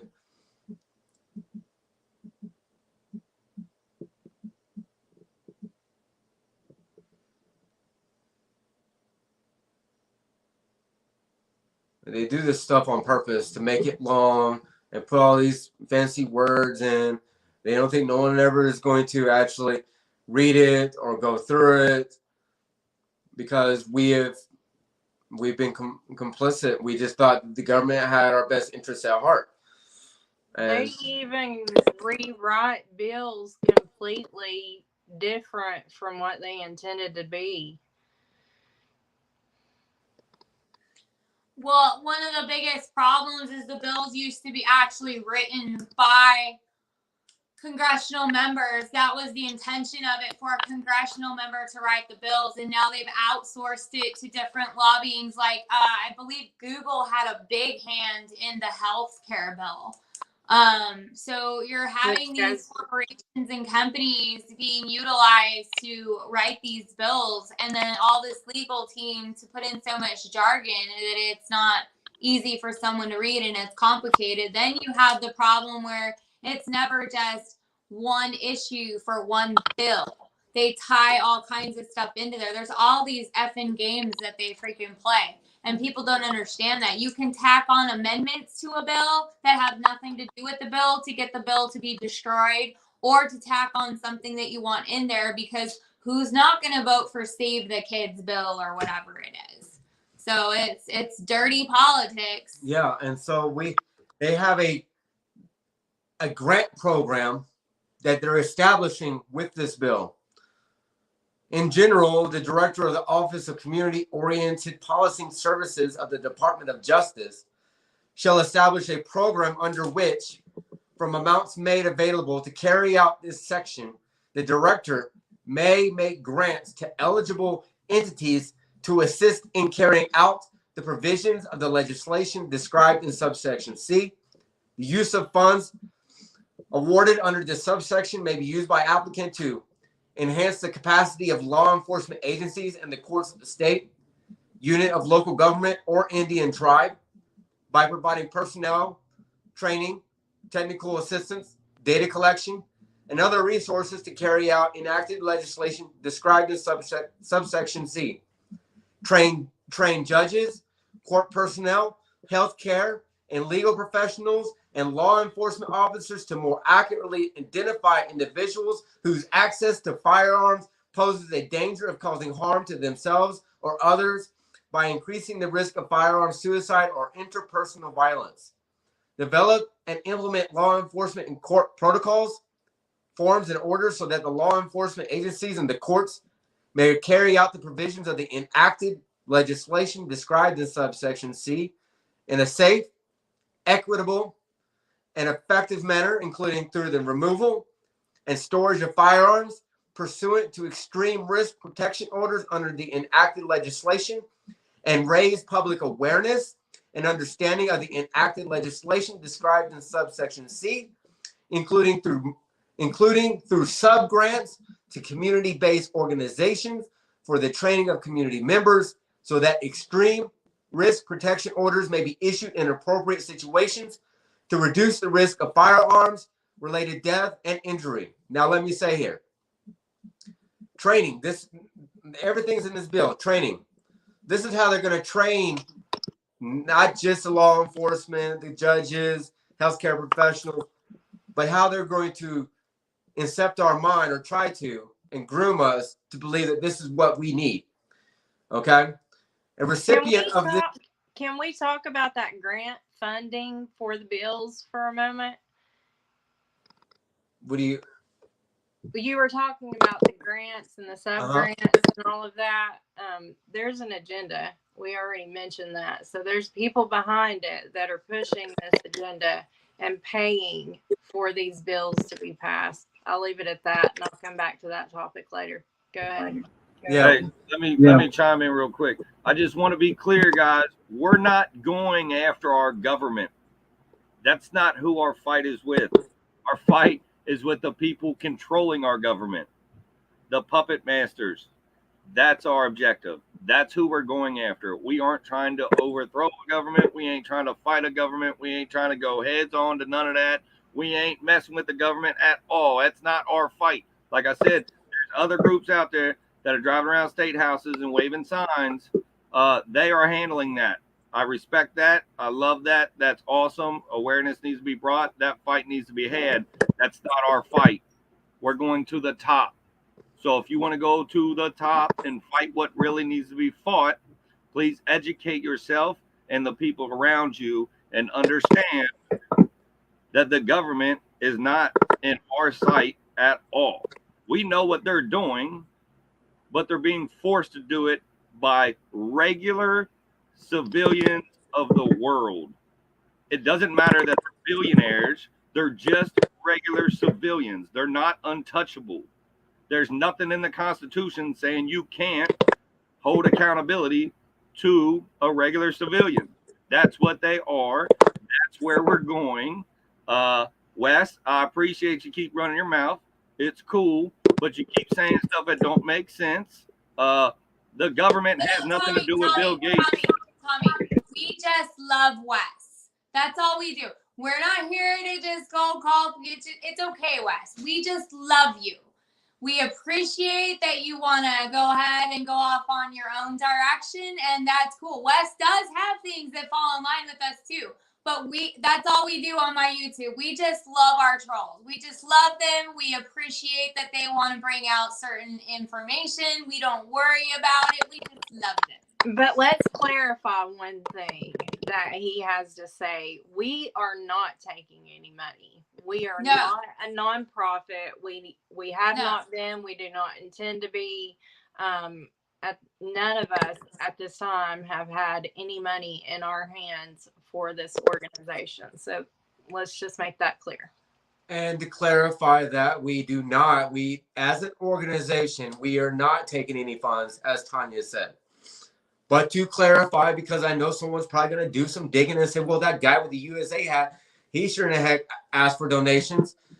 Personally, on the side missions that I do, in regards to going down to the border and helping out down there, yeah, I do ask for donations for gas. That is for me.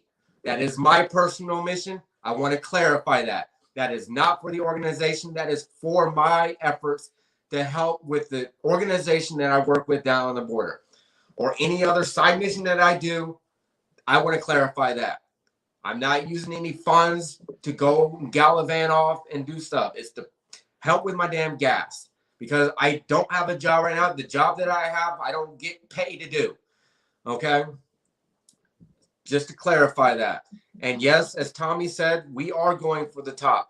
So even though I'm reading this bill, it is important and it is imperative that we contact our state reps and tell them to vote no. It is our job as the citizens of this free nation to hold those people accountable. All right? If we don't hold them accountable, then this is going to get passed.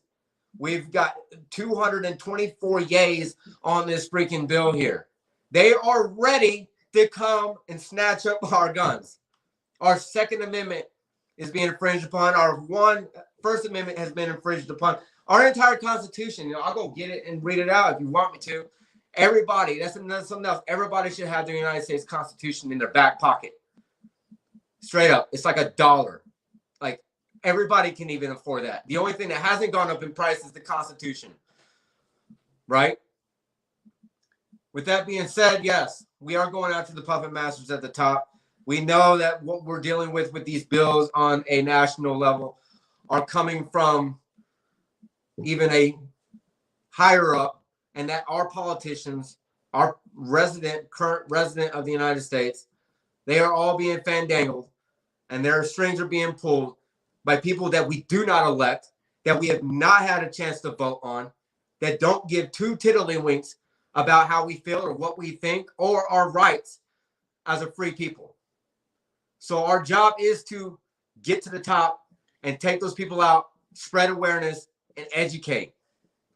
Now, if you think that taking away our Second Amendment is all right and you don't want to contact your state reps and tell them to vote no, well, I mean, it's your free will, it's your free choice to do so. But I'll say that that is not where we want to be. We do not want to be without our God-given rights, without our natural human rights of freedom. And that's being infringed upon. And we will continue And to address can I chime in? Can I chime in? And I will hand it on over to Roberto.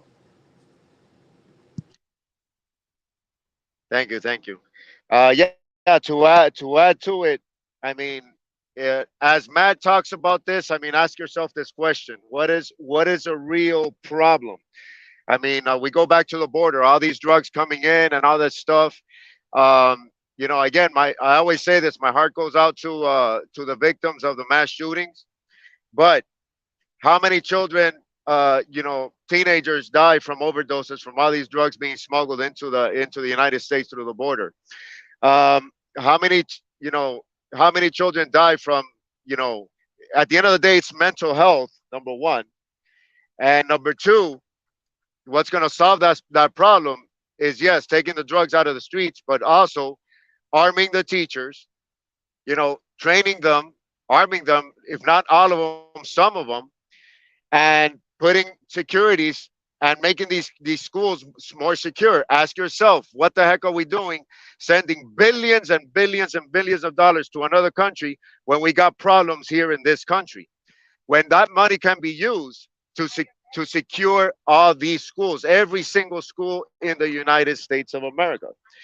So, and also ask yourself, you know, how many of you called the representatives to say no to vote on those bills, and yet these representatives, they still didn't care what you said and still voted however the heck they wanted. They're supposed to represent us, the people. So if that's the case, we all talk about voting them out, voting them out. Why don't we, as citizens, you know, run for these positions, runs for these seats, the House seats, the Senate seats, as mayor, as council persons? If we're talking about let's get them out, let's get them out. You know, if you feel, even if you hate politics, because I believe that at the end of the day, those that hate politics should be the ones in office, not those that want to make a career out of politics because they'll get corrupt. Us that we hate politics, we should run for the seats, for council, for Senate, for governor, for president of the United States, vice president.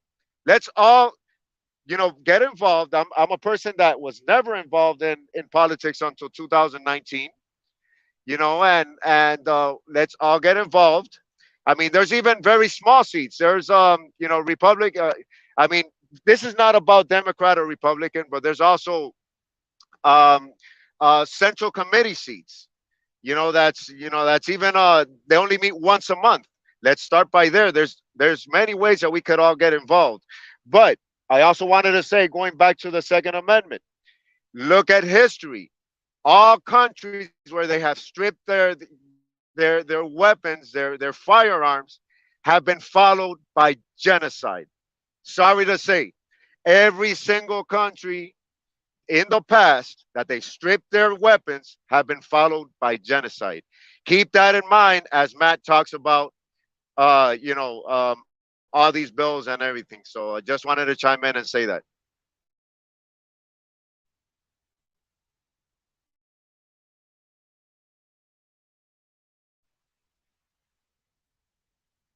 Hope you all heard me. I heard you. I'm on board with arming the teachers, no doubt. You know I am. Yeah, we're on board. I think we got a few more things. I think uh, that we want to address. Um, I can go with the connecting with other organizations if you guys want me to, and kind of move it forward. We didn't discuss this before, but I think when we get to the end of our kind of list that we've got, have a Q&A so people can ask questions. I know we're all trying to answer them as we can, but if we can address them instead of putting them in text. So right now, our goal as the USLA is to unite people and to educate people. That's what we want to do. We'll reiterate again, we're not accepting donations. We're not looking for any kind of money. We're not trying to do any of that. If you present time and put some time and effort into this movement in one form or the other, that's all we ask. That's all we want. That's all anybody wants. That's all we've heard from day one. Just put it forward. We don't look, man, shit's expensive. I don't want to see some of these people that are on fixed incomes, and it's happened. It's happened throughout this movement. Where's my buddy Wes at? He keeps talking about TPC. We can talk about all the other movements too, if you wanted to. We can talk about all the money that they supposedly ripped off of people and doing all this stuff. Man, listen, that's not our fight. That's not what we're doing. We're uniting people and we're educating people. There's no in the first few months of organizing, when we were organizing for the convoy and helping that out, we all wanted to help. Everybody wanted to jump in. Everybody wanted to do something somewhere, wherever they could fit in. Everybody wanted to help. Well, what we kept running into is we would start pushing forward in a certain direction for a certain movement, or we'd start trying to figure stuff out. And we started running into other organizations that were already doing that. There's other organizations, they're established, well established organizations that are fighting the Board of Education. They're showing up. They're fighting the nursing mandates. They're fighting military mandates. There's other groups and organizations that are already fighting those battles. So there's no sense in us or anybody else wasting their time and resources into trying to reinvent the wheel, if you will. There's already people that their lives are dedicated to fighting those battles. There's already Moms for Liberty is huge. They're already fighting the school boards and the Board of Education and the whole education deal. They're already fighting that. There's whole groups. I'm horrible with names, but there's whole groups that are already fighting the doctor side of it and the nurse side of it. There's already nurses that were in the ER rooms when the pandemic started, and they watched these doctors kill people. They watched it, right? And they're not nurses or doctors or anything else. A lot of them have stepped down because they just can't live with it. They don't want to see it. They don't want to be a part of it no more. Those groups are already spending all of their time concentrating on that battle. There's no sense in us trying to come in and reinvent that wheel. So all we're doing is getting a hold of those groups. We've gotten a hold of many, many, many of those groups. We speak with them on a regular basis. We speak with the founders of these organizations, the leaders of these organizations. All we do is educate each other on what we're doing, what we're trying to do, what they're trying to do. How can we help? That is one of the biggest questions you'll hear us ask. Anybody that comes in, any organizations that step up, reach out to us. One of the first questions we ask, how can we help? What can we do to help you?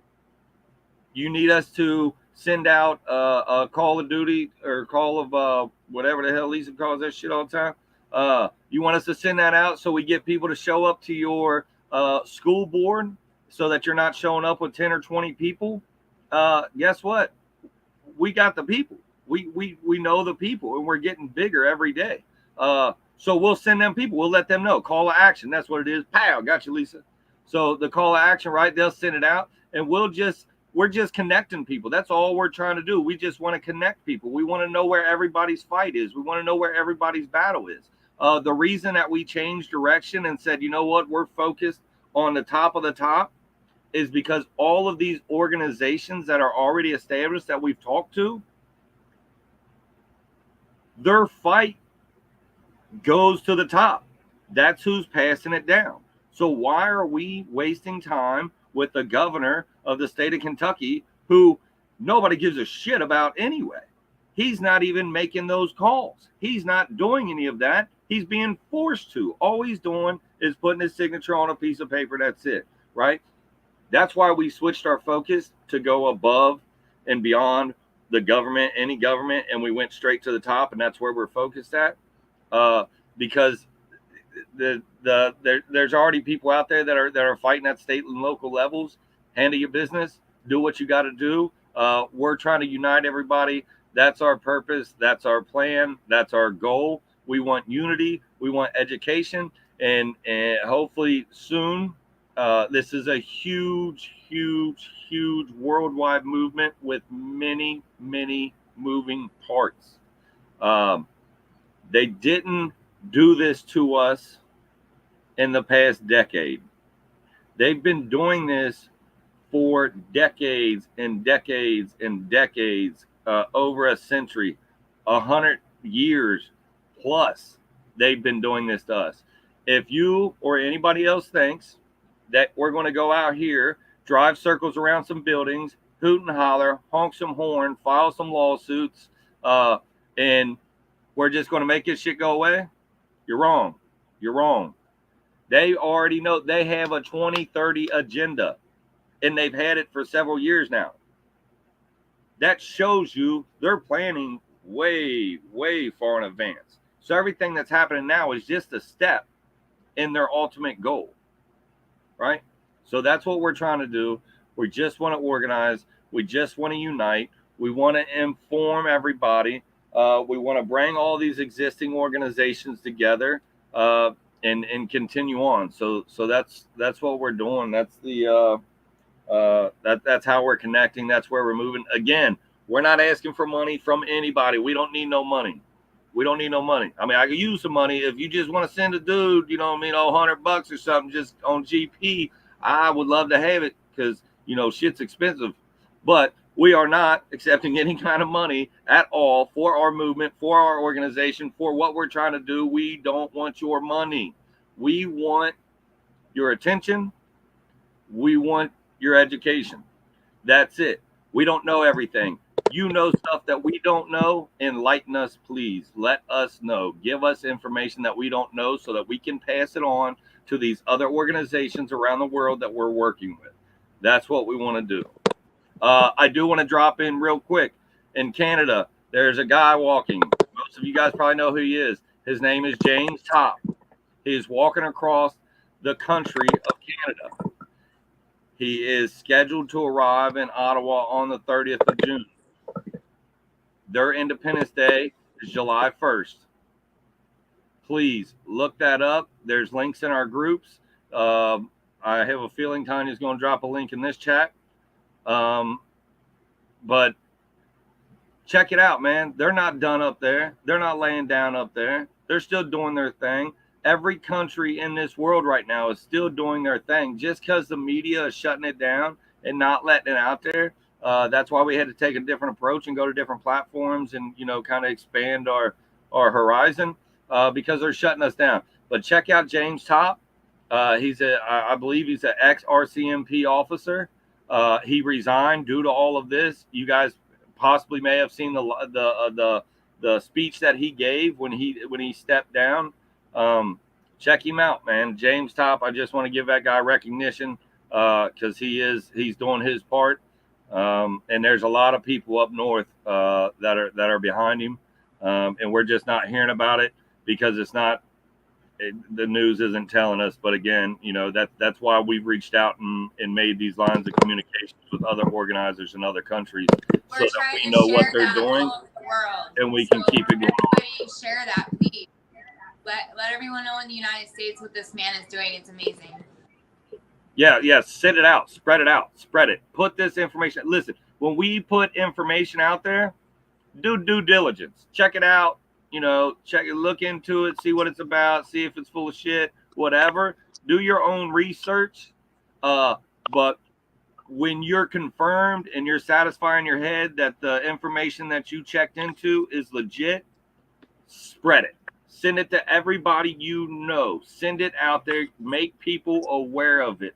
Let people know what is going on. Inform your people on what the hell is going on. And together, in the end, united, we can take our world back. We can take our country back. There's no doubt in my mind. We just have to be united. You don't have to like me because I'm a redneck from Kentucky. I don't care if you don't like me because the front end of my car is smashed. I don't. We don't have to like each other. You don't have to like me. I don't have to like you. None of that has to happen, right? All we have to do is unite, inform each other, right? I'm not coming to your house to kick it. I'm not coming to hang out. If you offer me some food, it's kind of to my heart, so I will show up to eat some food if you want to cook some food. I will do that. But other than that, like, we don't have to hang out. You don't have to be my friend if you don't want to. All I want you to do is stand with me. You're my brother you're my brothers and sisters of this world under God. Just stand with us, man. Just stand next to your brother. You don't have to like him. If he smells a little funny, just switch spots with somebody else. You know what I mean? Just move on down the line. Just unite, man. That's all we want. Unite and educate yourself and educate those people around you. I think next, Lisa went over infrastructure. Did anybody address meetings? I'm about to drop those links in there. Since it's a private group, you'll have to join, I think, to see it.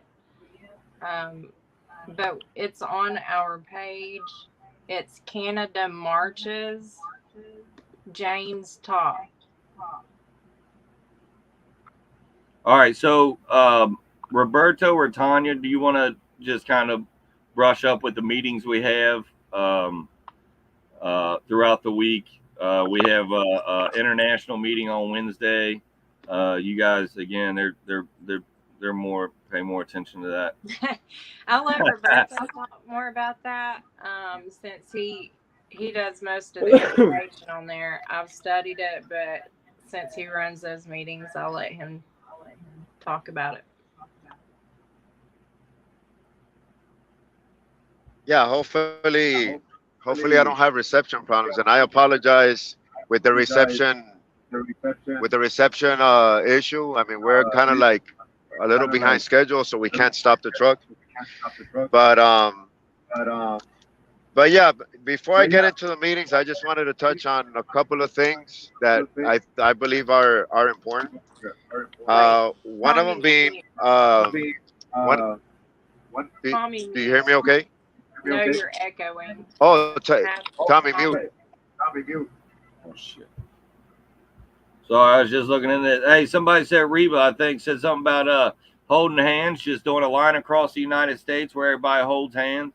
How sweet would that fucking be if we could wrap the entire United States That's with a good people idea. holding hands? That's a good idea. Wow. I'll mute now. Wow. My bad, Roberto. Sorry about that.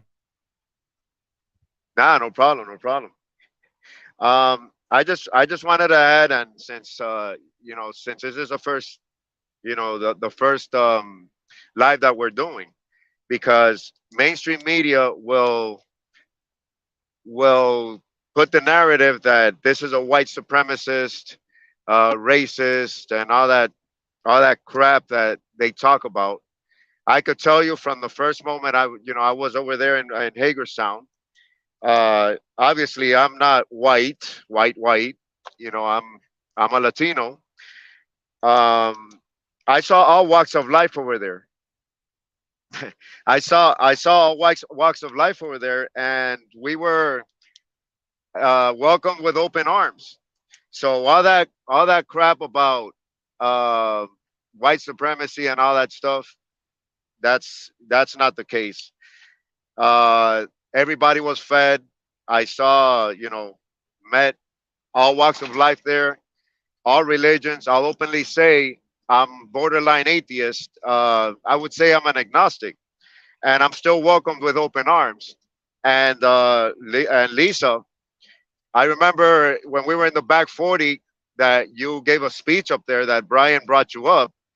I mean, that speech was amazing, where you just went on and talked about that.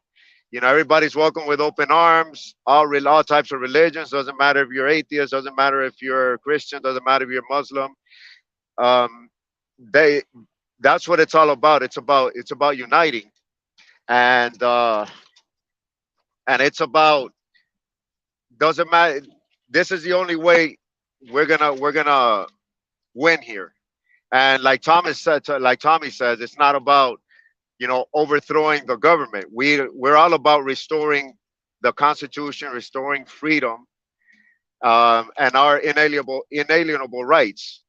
That's what it's all about. It's not about overthrowing anything. So well said, Tommy. I'm gonna go down my notes real quick, and then we'll talk about the meetings. So yeah, everybody has a role. I already mentioned I've never been involved in politics, and it's not about Republican, Democrat, left or right, conservative, liberal, or anything like that. Because I've met Democrats and I've met liberals that they're all about freedom. And again, it's not about Trump or Biden. You know, this time, I met a Democrat the other day that he said, I voted, I had to vote for Trump 2016 and 2020, but he loves his country. He's a Democrat, registered Democrat, but he loves his country. So he felt that Hillary shouldn't have been there, and he felt that Biden shouldn't have been there. So that's what it's. So everybody is welcome. Everybody is welcomed here. So, and at the end of the day, you know, we're doing it not so much for ourselves, yes, for ourselves, but we're doing it for others. Like me, I joined when truck drivers were earning a pretty good money. I was earning pretty good money, but the nurses, the doctors, the first responders, the pilots, the teachers, the police officers, the firefighters, the military personnel were all losing their jobs. So I'm like, okay, I'm earning money, but I put myself in their shoes. They're standing up for their rights, and they're losing their jobs. Up there in Canada, the truckers got together, yes, because they were being forced to get the what to cross over, in and out from the United States. But still, I decided to not work for one whole month, or in the last 2 months, we only worked like 2 weeks to stand with them as well. So we could say, oh yeah, but they're already, like where I'm at, I'm good because they're lifting all the mandates. But think about everybody else.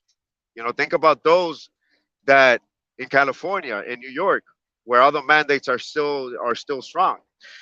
So the solution is to get educated and get involved, and I believe that we can win this. Yeah, we can cut the head of the snake, but also if we do it from the inside out, starting from the local level and work our way up, you know we can resolve. Everybody has their place. We can go on a national level because we're truck drivers. We can go to DC. We can go to the Canada border and this and that. But we need to get involved on the local level. And if by now we have not resolved the issue, is that we're not involved enough on a local level.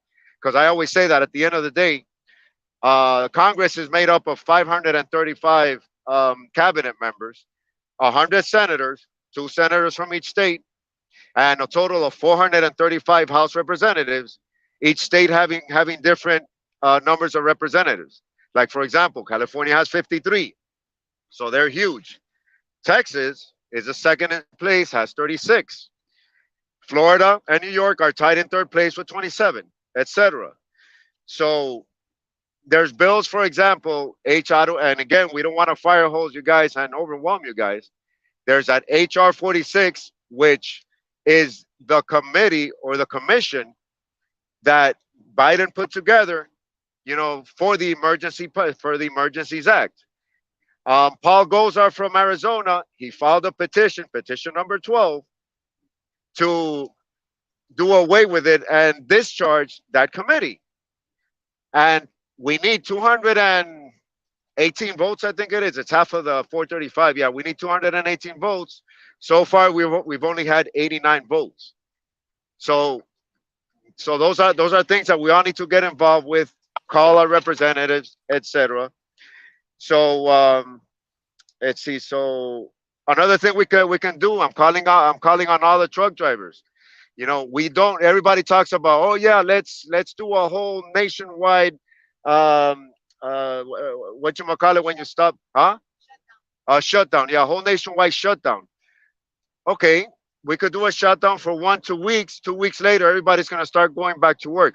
Why don't we boycott, specific places such as DC?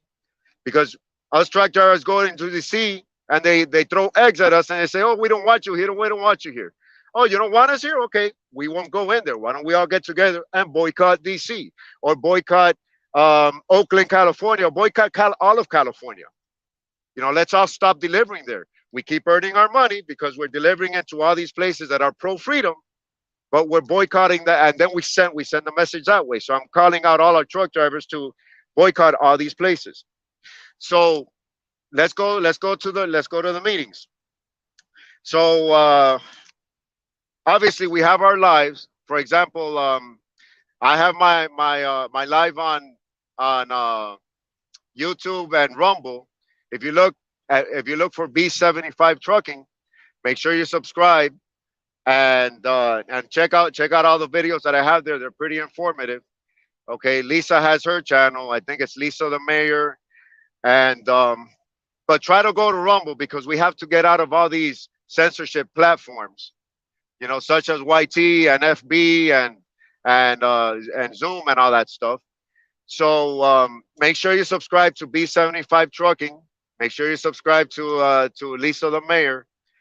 I don't know if Tanya and Tommy have any YouTubes or anything like that, but they can relay that information. So that's the way you're gonna keep in track of what we're doing. And obviously, look for the USLA groups on Facebook, on Telegram, on Signal.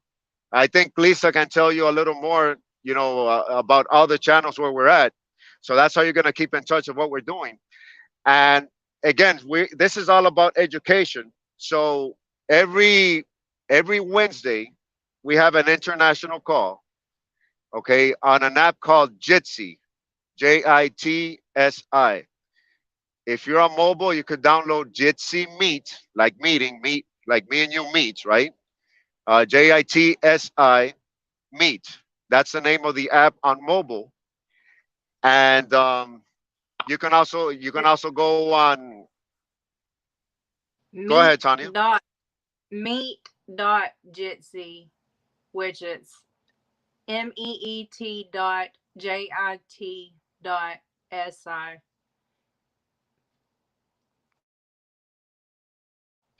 You're muted. Okay. Right, that's it. That's it. Right, that's if on a mobile, the app is called Jitsi Meet. Download that app. You don't have to put your email, your name, or anything like that. And the name of the room on Wednesdays at noon Eastern Daylight Time or Eastern Standard Time, for the winter. Okay, it's gonna be 12 noon all over the world. We just started those calls. There's usually right now 15, 20 people on the call, maybe 25. But we only started 2 weeks ago. So there we talk about we educate on Constitution. We educate on white flag of truce. If you guys don't know about the white flag of truce, you guys can Google it. Go directly to the DOD, the Department of Defense website. You'll find the white flag of truce. You can download the manual, and if you want to take notes, it's 12.4 and 12.5, sections 12.4, 12.5. It talks about the white flag of truce. I won't get into it, but we educate people about that, the Constitution. I mean, again, I don't want to throw so much information at you. We got Title 18, sections 241 and 242, which basically protects you from anybody. That means police officer, military, government official, doesn't matter who. It protects you from being threatened, being intimidated, being kidnapped, etc. That's one thing that every single citizen, at least in the United States, should know and should either have it by heart, have it written down somewhere in case you get threatened or attacked or intimidated. You tell them you're violating my Title 18, sections 241 and 242. Okay, when you say that, that protects you. Okay, so it's things like that that we educate, everybody about. So that's our international call. So if you're on a laptop or a PC, then the link is like Tanya said, MEET meet dot JIT dot SI / the name of the room, which on Wednesdays it's the call altogether, THECALL.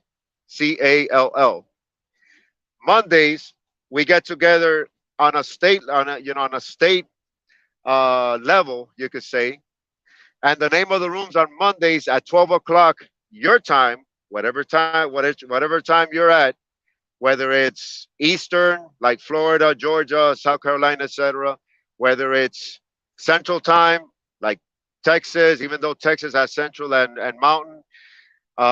Kentucky also has Central and Eastern and Central. So whatever your local time is, wherever you're at, 12 o'clock, it's going to be your state convoy. That's going to be the name of your room. For example, in Florida, we're from Florida, Florida Convoy.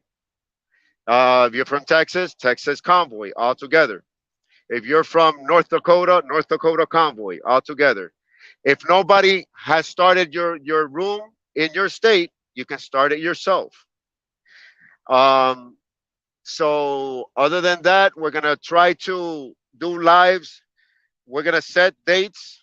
I don't know if we've um, agreed on a date and time. If we're gonna do it every week or every 2 weeks, that is something that we can either discuss now or discuss later on and then post it later on. But it's a matter of staying on top, staying connected, staying informed. This is not a sprint. This is a marathon, folks. Again, like Tommy said, this is something that has been formulated for the last decades, if not last century, maybe even more. They've little by little done it, so we can't expect to fix everything in overnight, nor in a week, nor a month, nor a year. It might take a couple of years, folks. We need to have patience. However, the more we get involved, the faster it will be. Again, it won't be an overnight thing. The faster it will be. So it will be. So this is going to be an ongoing thing. We're in it for the long term.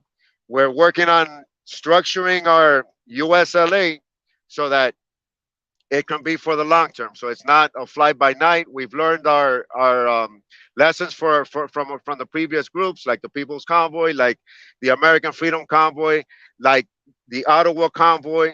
So it's about learning as we go, learning the previous mistakes, and moving forward.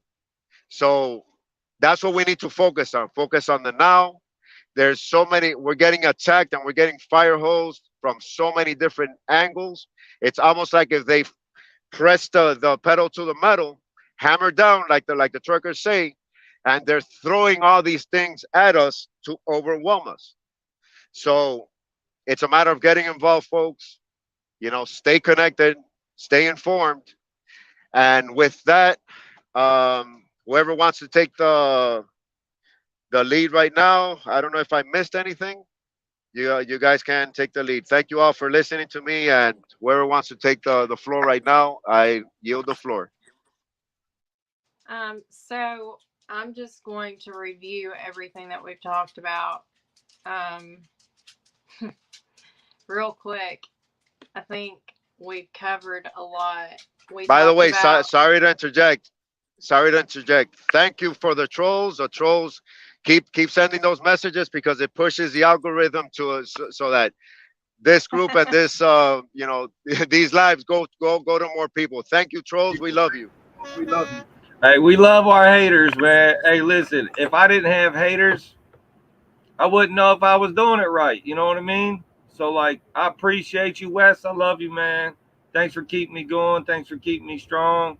All my other haters out there, I appreciate y'all, man. Y'all are great. Love you, y'all. Hong Kong. Haters. Let me give y'all an acronym for haters. Having anger towards everyone reaching success. Salud.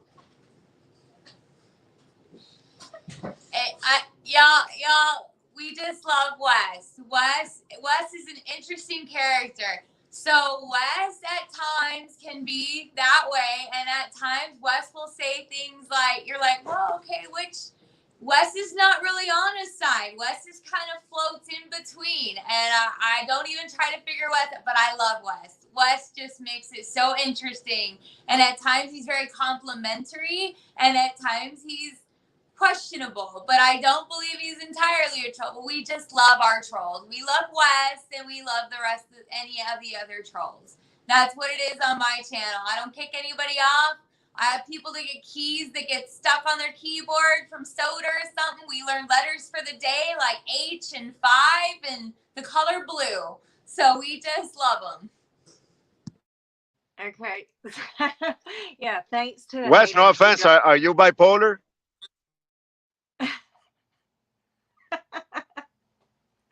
Okay, listen.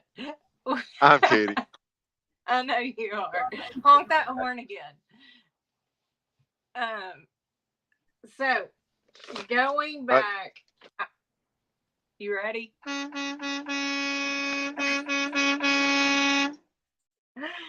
So you see that the people that are on this live video right now, there's 5 of us, but there's so many more names and faces behind this mission and this movement that have been working with us day after day after day. And we thank all of you that are working with us already. Any individual or organization that wants to reach out to us, our email is uslaadmin@protonmail.com. You can find us on Facebook, obviously, Clout Hub, Telegram, and we're on Getter and Gab as well. So you can find us there and contact us. Like we said, all we are doing is uniting groups, organizations, individuals, those of you that are already out there fighting for freedom. We want to support your cause in whatever way we can. For example, there's an event this weekend from Nurse Freedom Network. Kimberly Overton is the founder. It's in Murfreesboro. It's sold out, which is amazing. I'm very happy for her that happened. But there's also a rally on Sunday that everyone is invited to. We want to, I don't know if I should use the word promote, but we want to let the people know about the event you're having, what you're doing, so you can be supported in your fight. And we can all unite together. Lisa went over the structure. Guys, it doesn't matter if you know how to create a website or you just know how to share a post on a social media platform. We need your help. It doesn't matter if you feel like you are good at making these phone calls to representatives or not. We can get you something to say and the phone number, and you can make that call. If you don't want to do those things, there's packets that we're getting together that you can help with putting those packets together in your community and getting them out to people who want to go hand them out and get the information out for us. So there's a lot of ways that we need your help. We are constantly researching 24 hours a day. And I know that there are so many more of you out there that are doing the same thing. So you bring your research, join it with our research. We have a book to present to discuss bringing these people to justice that have committed crimes against humanity. And before I get us kicked off, I'm going to stop it there. All right. Yeah, definitely. I was going to touch on something here, and I'm just having a brain squeeze right now. Great. Awesome. What the heck was I going to say? Well, let me talk about the border real quick. maybe it'll come back to me what I was going to talk about. So I just want to clarify some things, and let me digress real quick before I go into the border. Sometimes I come off as a little bit too much. Sometimes it's hard for me to subdue my passion and my fervor that I have. I apologize for that. I will not apologize for my passion, but sometimes I go at it a little bit too hard. In regards to the border, I have been working with a faith-based organization called Patriots for America. They are a Christian militia. I plan to go back down there in the end of June, from the 22nd to the 30th. What we do at the border and how you can help at the border as well. This is the only thing that residents and civilians can do that are on the south border as Americans. If you go down there, provide an overwatch, provide safe entry to the illegal asylum seekers, the illegal aliens. We do not detain. We do not apprehend. We do not return fire across the Rio Grande. We do not fire upon anybody. We work alongside the National Guard, the Border Patrol, and local law enforcement. Patriots for America has a fantastic relationship with these organizations. So the quality of the individuals that we have down there are the utmost quality.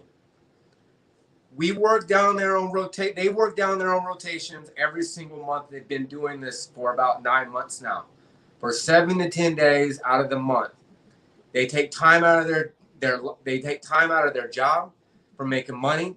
They put their life on their line. They may not even come back home to their family because there are possibilities. When we go down there to help out on the border, what we do is make sure that these people can come across the Rio Grande safely, that they don't drown, that women and children don't drown. Make sure we bring them in, provide them water, medical supplies, snacks, until National Guard, Border Patrol, and or local law enforcement take over. We do not command. We do not direct. We ask open-ended questions. When they come across, we ask them, will you follow us? Can you come this way? Half of them actually speak English. That's half the battle. It's just to make sure, because this is all we can do. We cannot just say, turn around in 2 o'clock in the morning as they just came across the Rio Grande. We have to make sure they come over here safely, because that's really all that we can do. The other thing that we do is we deter the evildoers. We deter the drug smugglers who are trying their hardest to blend in with these asylum seekers. Because I have a video that's out there, and you could probably go and find it if you have not seen it already.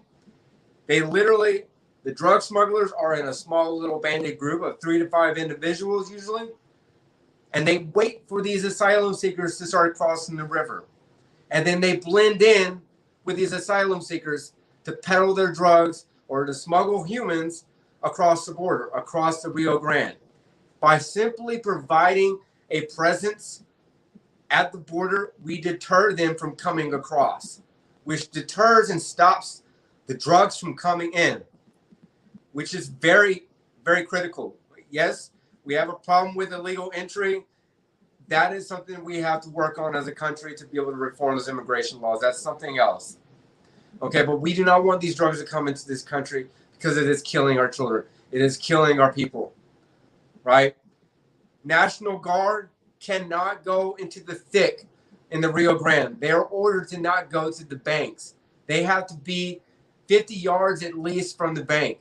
They cannot go down there. The Border Patrol cannot go down into the thick to get these people, which is why for so long, and still to this point, illegal asylum, illegal aliens are coming across, because they're far and few between, the law enforcement, and you can't stop them. So the drug smugglers can come over and they just get in. By providing that presence, though, simply providing that presence will deter. As I said, we do not apprehend, we do not detain, we do not return fire. If someone was to fire across the border from Mexico, we take cover. We do not return fire. The only time that we have self-defense and that we use our weapon is if they are on our soil and they come at us with a knife or raise the muzzle of their gun.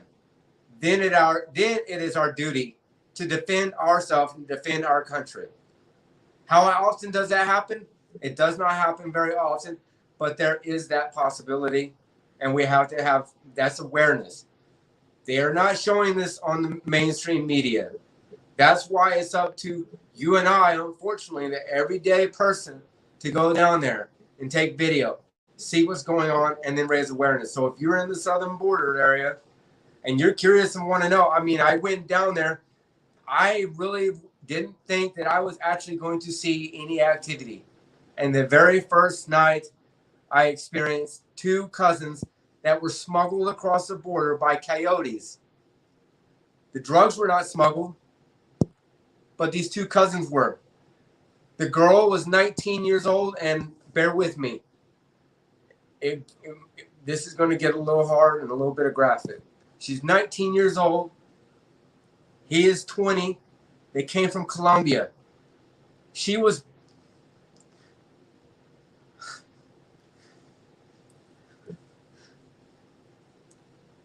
raped by the Colombian government and the Mexican government.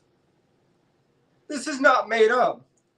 When they're telling their story to us, you can feel that it's true. They had their money taken from them. He was beat with a stick and kicked. He showed us his bruises. They gave him some kind of burner phone. I don't know what for. She is traumatized for life. She's 19. She's never going to want to have kids. She's going to be abused in some sort of way, probably all her life, if not by someone that's going to be traumatized by her thoughts and her experiences as a 19-year-old girl. That was the first night. I didn't think that this was going to happen. It doesn't matter what day of the week that you go down there. It doesn't matter what time of day you go down there. You will experience this. You will see the problem that we have at the border. You will see the pathetic wall that we have down there that does not do anything. You will see the sparseness of law enforcement. You will see the trouble in their eyes. You will hear in their voice that this is the problem. And it's not just a problem with our country, it's a problem with multiple countries. And again, we go to the head of the snake. Because at the very top, these people that have nothing else better to do with their money than to create chaos in countries that it's not necessary. We could be building up communities and building up countries. And instead, they break them down. And then these people come in caravans and they come across the border because they're told that this is the land of the free. And they are being taken advantage of. The Mexican government just gave visas to tens of thousands of people and told to go north. They're getting 500 buses a day going to the north border from the south border of Mexico.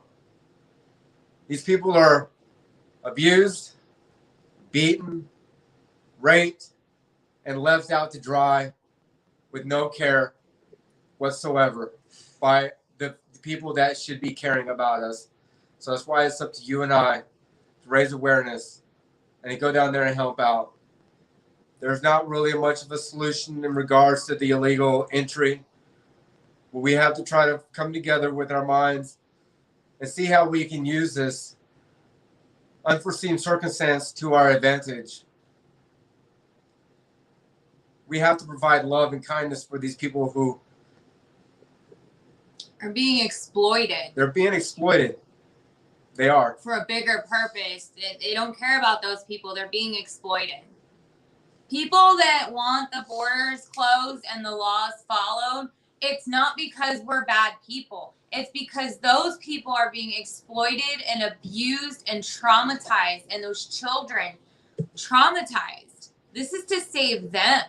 There's other ways to do this to help them make their lives better. It is not to send them through a gauntlet of God knows what could happen to them.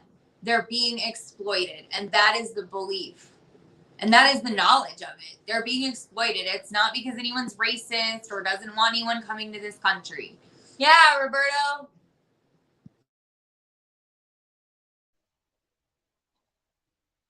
I forgot to mention, we talk about cutting the head of the snake. If we want to expedite cutting the head of the snake right off the top so that everything can stop, the border, everything, guys, please look at the grand jury, um, www.grand-jury.net, because everybody up the head of the snake is guilty.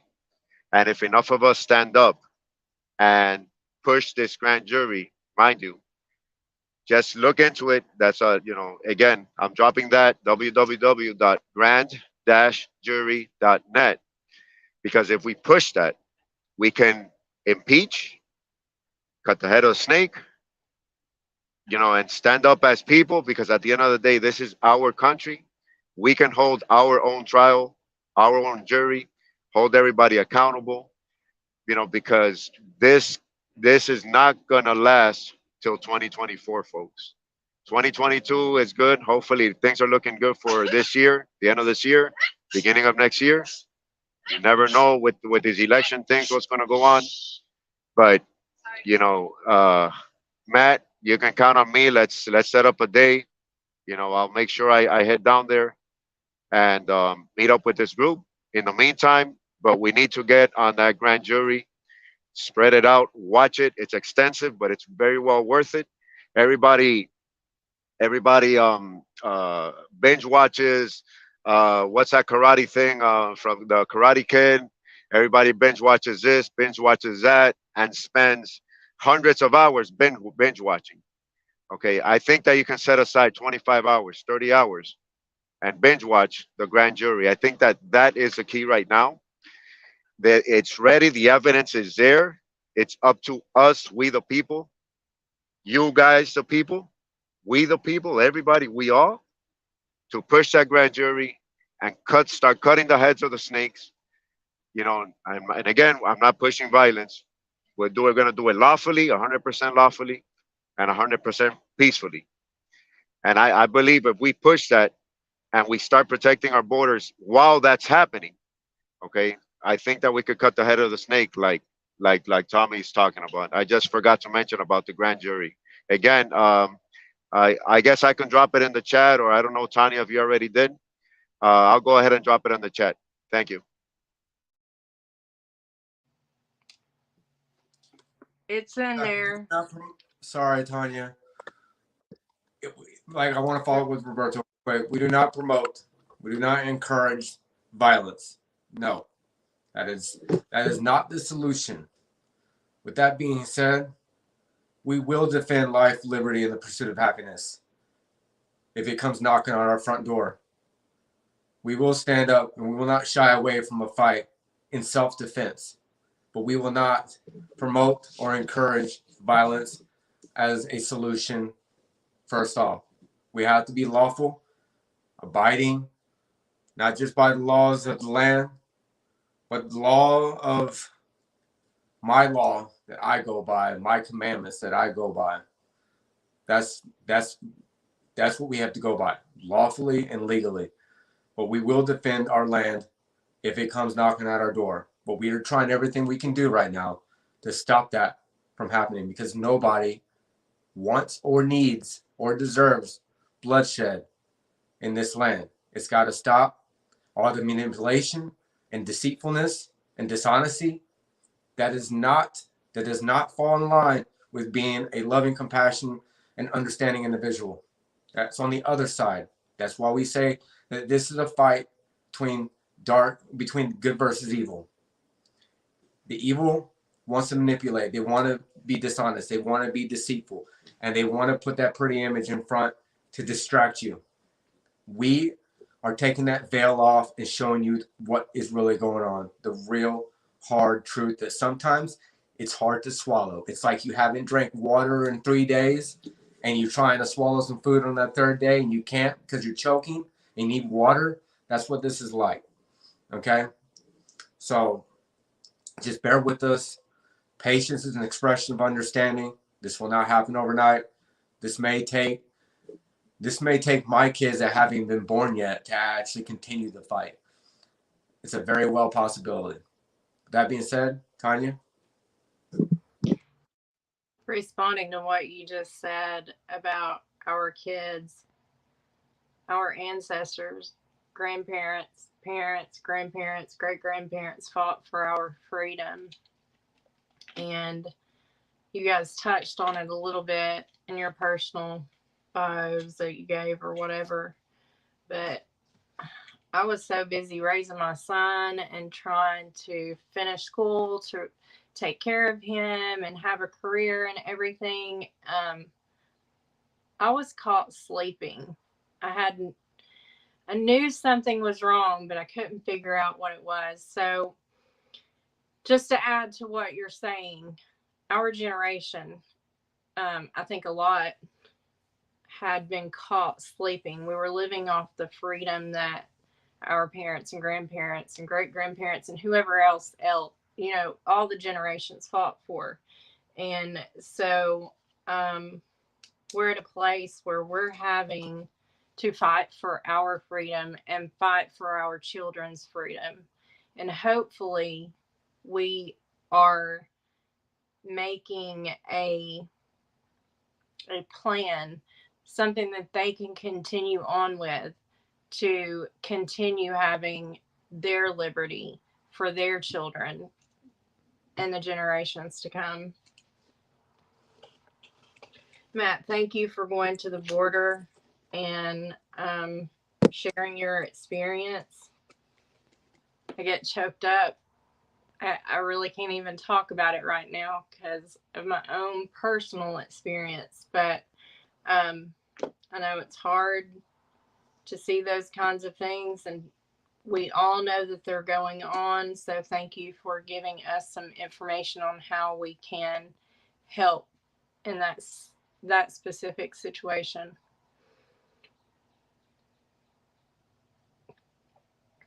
The grand jury, it does take time to watch, and it takes time to go back and listen. But the gist is there. There are people that have the evidence waiting to hold these people accountable. And like it's been said in this meeting, it's not our government. They're paid for. Just like the bill that Matt was talking about, it's paid for by grants from specific individuals that we could call out by name right now, but you can go do your own research and you'll find exactly who is paying for all of it. So that being said, this won't be our last live. It was our first. We wanted you to know who we are. We want to be transparent. You can ask us any questions you want to ask. Get in touch with any of us that are on this live, and if we don't have the answer to the question, we'll find it. And that's all I have to say for today. So if everybody is, I think we're 2 hours and 40 minutes into this, Lisa, this 1 hour meeting you scheduled me for. So I think we trust to interrupt so many times. I've got to go tutor. All right. Well, you go tutor if that's what you got to do. So I just want to open the floor for questions. Matt, you got something to say real quick after that? We'll open it for questions. If you guys put the questions in the text,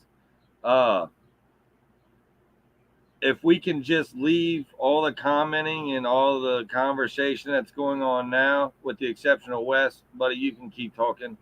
But everybody else, if you just quit putting anything in there, and then once there's a few questions get brought up, we'll answer them. And then as we answer them, if you guys just kind of, as grown civil adults that aren't, incapable of being respectful, just throw your question in there. Once one gets answered, throw another one in there. You know what I mean? I'll stay here till all the questions get answered if you'd like. But go ahead, Matt, Tanya, go to work. I really do. I'm going to go. Thanks, guys, for listening to me. I'm glad I was here with my friends today and look forward to hearing from you in the future, working with you. Tanya. All right. Bye, guys. Bye, All right. Tanya. I'll help you out, Tommy, with the questions if you want as well. Yeah. So first off, Wes, you said something about horns and hugs won't change everything. Well, buddy, I think you need to have some more hugs. I think you need a little bit more love in your life. And if I was close by, I'd come give you a hug and you would see the difference that it would make. Because hugs do make a big difference, okay? Like, I'm a strong guy. I'm a tough guy. And I'm tough enough. I'm strong enough to say that hugs do make a difference, buddy. Okay? And then you said something about you're not a troll. Well, you know what? You're not like a troll that's underneath a building, but you're trolling us. Okay? Troll, just to go about, it says to go about and stroll. So if you want to, wander to go in quest of game without purpose, I mean, you go look at etymology, see the origin of troll. We love you. I want to hug you, man. Right? I might even give you a kiss on the cheek, man. I love women, but I'll still give you a kiss on the cheek, dude. All right? So I love you, man. Okay? If you're in Texas, you come shoot the cartel. Okay? Well, we can't do that. All right, buddy? We just can't start out that war. We just have to stay peaceful now. We have to. I mean, if they're on our land shooting at us, it's a different story. But that we're not going to start an international war. Ain't happening. All right, so to questions. The very first question. I don't know where we. Oh, Landon Wright asked, "Have y'all served time?" Seeing a lot of tattoos. I didn't know that you meant you served time. Roberto, you want to answer that? We'll just give a quick yes or no, and if you want to put in a couple second definition, go ahead. Roberto, you go ahead. You ever served time, my man? Never been arrested. Never had problems with the law. I was ready to get arrested over there in DC. If I was gonna park my truck in the beginning of the People's Convoy, I was ready. I was like, let it be my first time. But so far, never had problems with the law.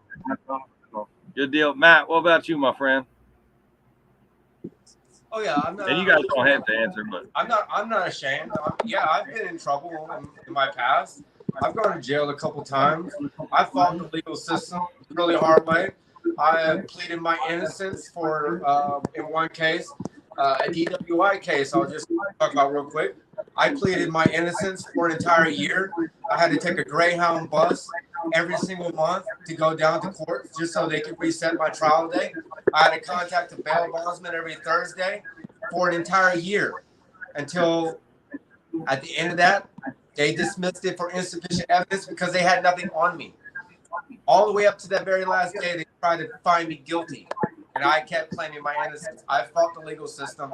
It's made me who I am today. I've done a bit in the hard knocks of life, which has made me the great man that I am today, and that I'm still becoming because I ain't done growing yet.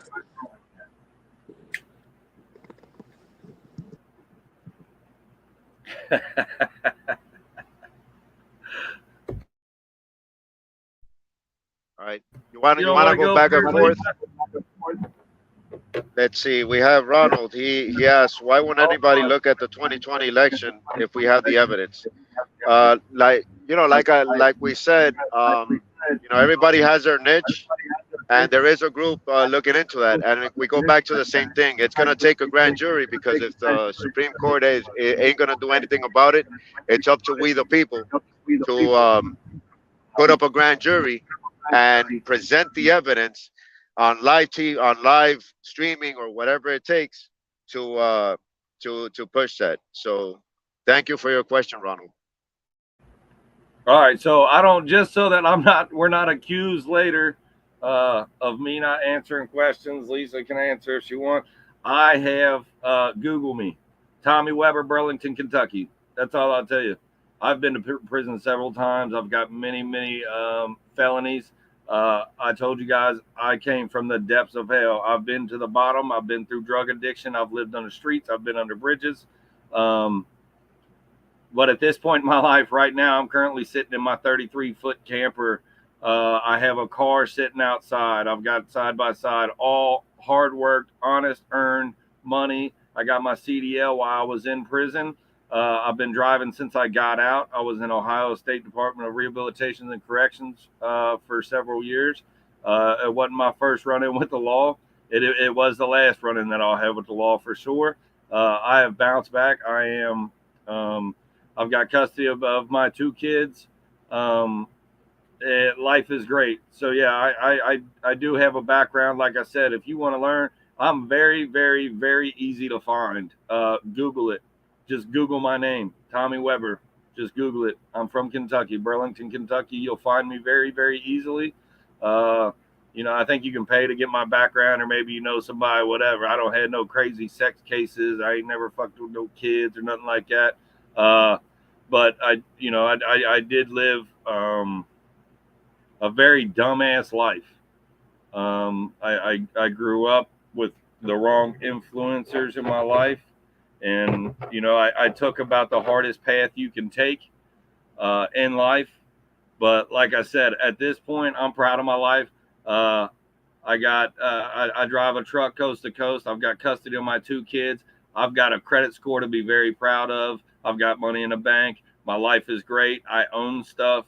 I bounced all the way back. The shit that I did when I was younger, it doesn't even matter anymore. The reason I say that is because, trolls will pull up my background information because it's real easy to find. And then all of a sudden they're like, oh, this guy's lying to you. Nah, I'm not lying to you. I'm very open. I'll tell you anything, anything somebody wants to know about me. Although I'm not proud of all the choices I made in my life, I don't dwell on them. I don't let them define who I am today. I don't let them affect my life. If you can't get over it, if you don't like me, it's not my business. You don't have to like me. I want to love everybody and like everybody. But it doesn't always happen. Just know that, my past record doesn't, it's not who I am today and hasn't been for quite some time at this point. So I just wanted to do that before our friend started saying, he avoided the question. I didn't at all. Ask me whatever you want, I'll answer it. So I'll mute.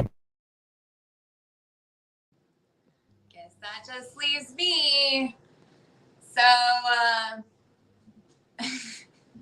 yes, I've done time. I told you I've been abused really bad. I've been in some really bad situations. I was young.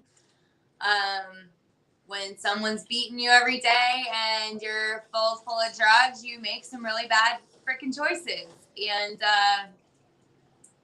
I did 3 years. I did 3 years because God put me there for 3 years so I could get to who I am today. And every day I spent fixing myself, learning about myself, replaying every moment and event in my life that led me to who I am. I got out, never had an infraction after that. I got my gun rights back. I got my civil rights back. I had all of my judgments set aside, which is basically expungement in the state of Arizona. I went to college. I have 3 associate degrees. I have a double bachelor's degree. I graduated top of my class in the top 10%. I remarried the man that originally abused me the first time. And I did it because he worked just as hard on his life as I did on mine to be a better person. Thought that we were good to go. And it's amazing what happens when you get hurt. And that person started taking Vicodin all over again. Didn't put 2 and 2 together. Turned right back into that man and a drug addict. And through the whole thing, I stayed sober. I stayed clean. Never looked back. Never will. That man put me through hell again. Started all over again in 2014. Built myself up. That's how I ended up trucking. Saw the potential in it. Started making money on it. Started my life again.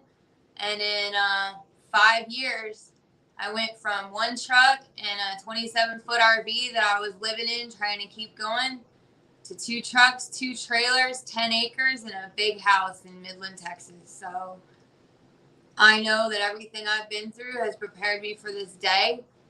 I haven't hit it, but I haven't been forward about it either. But it's been something I've been debating the last few weeks to just put out there, because I'd rather be on the offense about it than the defense. I take full responsibility for my decisions and actions. Even if I was pushed, beat, abused, or whatever, you are still 100% responsible ultimately for what you decide to do. You are a free person and you have your own agency. Whether it was clouded, mitigated, whatever it was, I paid for my debts and my mistakes. I learned from them, and it made me the good person I am today. Same with Tommy and all of us, including you out there. So before anyone goes crazy on this whole, well, this person that, I have an absolutely spotless record after that, and everything I've done has built me into who I am. And I had to be in there for 3 years. I was so abused and so messed up from all the things that happened to me. It was the only place that I could be where I could heal. I couldn't live life and try to heal and become who I am today. There was no way. I know God put me there, and I'm grateful He did. That's where I needed to be. And I came out of it who I am and built from there. If I didn't, I'd still be a shell of a woman struggling every day back and forth. So I have an amazing self-awareness, and been there, done that. So we just move forward. Anyway, there's my answer for the day. Thanks, Lisa.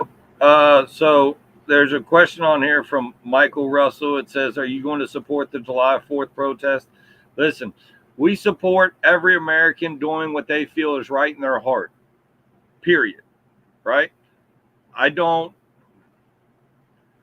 We're working on and concentrating on and focusing on the biggest picture there is. So yeah, we support. I don't know necessarily what the July 4th protest is, but I support, and I think I speak for all of us here, we all support that all people everywhere in the world do what they feel they need to do and that they want to do to support regaining our freedoms as people in the United States of America, and to extend those freedoms to the rest of the people of the world. So we support people standing up for what they believe in. Yes. Are we going to be at this 4th of July protest? I'm not. I don't even know where it's going to be. Will I show up to events that I can? Yes, and all of us will. Events that we stand behind, and something that Lisa stand behind, Roberto might not stand behind. We just because we're on the same page and we're coming together, we're still very different individuals. We love each other. We've been working together for a long time. So yeah, just to kind of answer that question a little bit, I hope it did. We just support everybody doing what they feel is best for them and their family to progress in this world. Somebody else want to take another question? Maybe go down the line if you guys can find that. Michael Russell. Yeah. We'll interchange here. Well, first of all, I appreciate you guys. I mean, it takes a grand person to publicly own, whatever has happened in the past or anything like that, as opposed to all these politicians that lie and this and that and deny. You know, thank you guys for that transparency. And shoot, if I would have had a story like that, I'd be saying it publicly. And all I could say is that, yeah, I'm not religious publicly, but thank you guys. Thank you guys for the transparency. And I don't know if we mentioned it earlier, but that's what we're all about. We speak amongst each other to be 100% as transparent as can possibly be, as can possibly exist. So that's what we're all about. So there's 3 questions that I could answer at once. Freebird, you asked, or commented, they do not act lawfully, though. They think they're above the law, though. Let's see. Wes says, you all see how peaceful is working for Canada. And then Whisper says, learn by example. Canada's still getting nowhere. Um, we still believe that doing it the peaceful way, we can win this. I mean, when you look at wars, uh, even when there's bloodshed and fires going off, it takes years. I mean, World War II took 6 years. World War One was another, I believe it was 5 years. So it takes years to come to an agreement. We still have our constitution, you know, to back us up, no matter what's going on. We still have it in place. The sacrifice was already made by our founding fathers, and like Tanya said earlier, by our generation, by our grandparents, etc. So the bloodshed it already happened.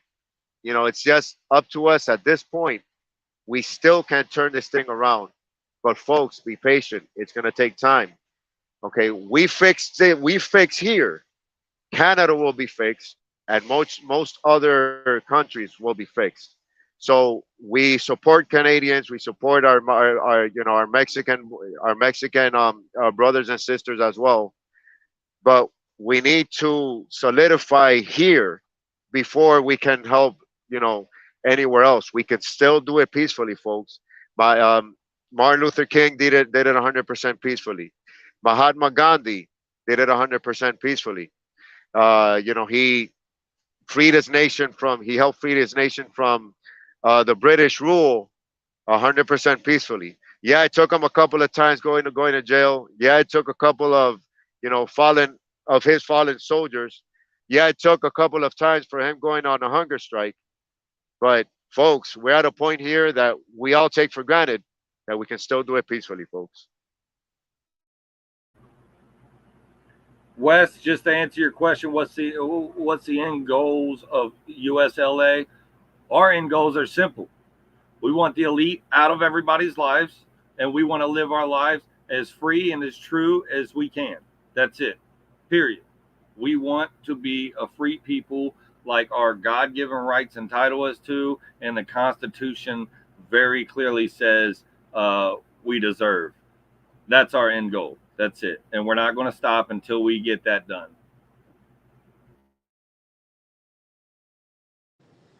I got a couple questions, one from Reba and Iggy Nor regarding the 1776 Restoration Movement, 4th of July. Reba asked, are you going to DC on the 4th and support their protests? And Iggy pretty much asked the same thing. Are we in support of the protests? I mean, I think Tommy kind of answered part of that question is, I mean, if it's the same goal, we support all organizations that are working toward the same goal peacefully. We cannot support any organization that is not peaceful. I'm not saying whether they are being peaceful or not peaceful. That's not my determination, because as far as I know, they are peaceful.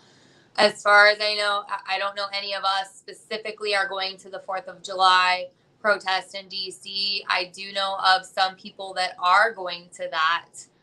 Whether they claim affiliation with USLA or not, that's for them to decide.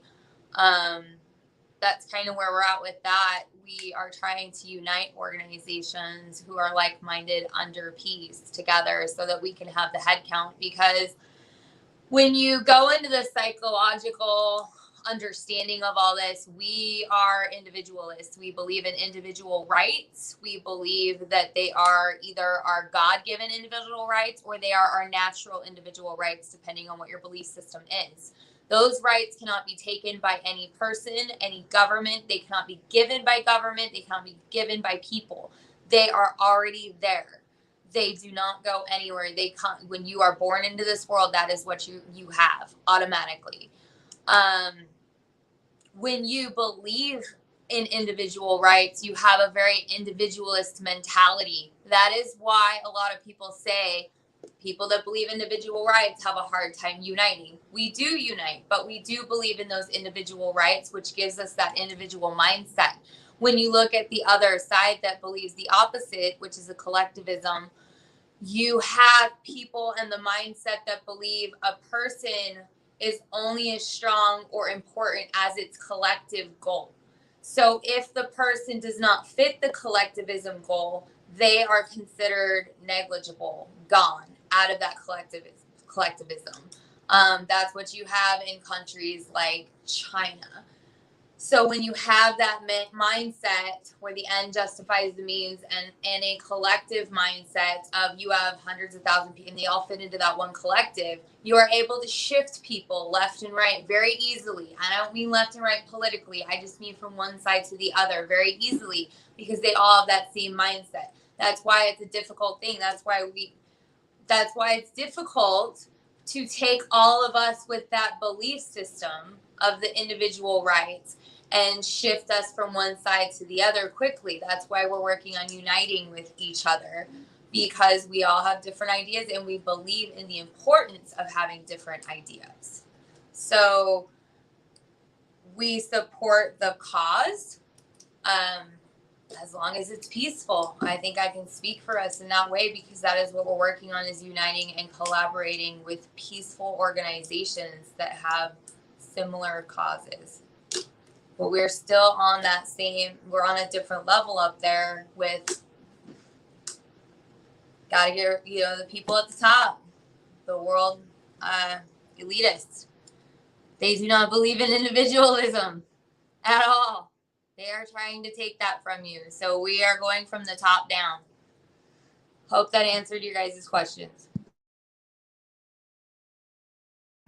Hey, I just see the comment. Somebody, I appreciate all the love you guys have given me in the chat. I see somebody put in there. No wonder you guys hate the government. Listen, it's like I've got my own views. I got my own views on that aspect of the government, but this has nothing. This really has nothing to do with that, other than the actual justice system of the United States is extremely tampered with, and is a very, very messy situation. It's some of us support things that probably, like, that's probably something Roberto probably hasn't looked into a whole lot of, because it hasn't really been in the justice system. The justice system is corrupt. It's got, there has to be a lot of work done to it, but that's not why I hate the government. I don't really necessarily even hate the government. Cops need to be out there. They need to be here. We need them. Fire department needs to be there. Senators got to be there. Congressmen and women's got to be there. We got to have a president. You got to have Secretary of State. You got to have all of that. And that's why it's in the Constitution. I would be less of an American if I were to say we don't need none of that, because I am very constitutionally driven, and the Constitution very, very clearly defines that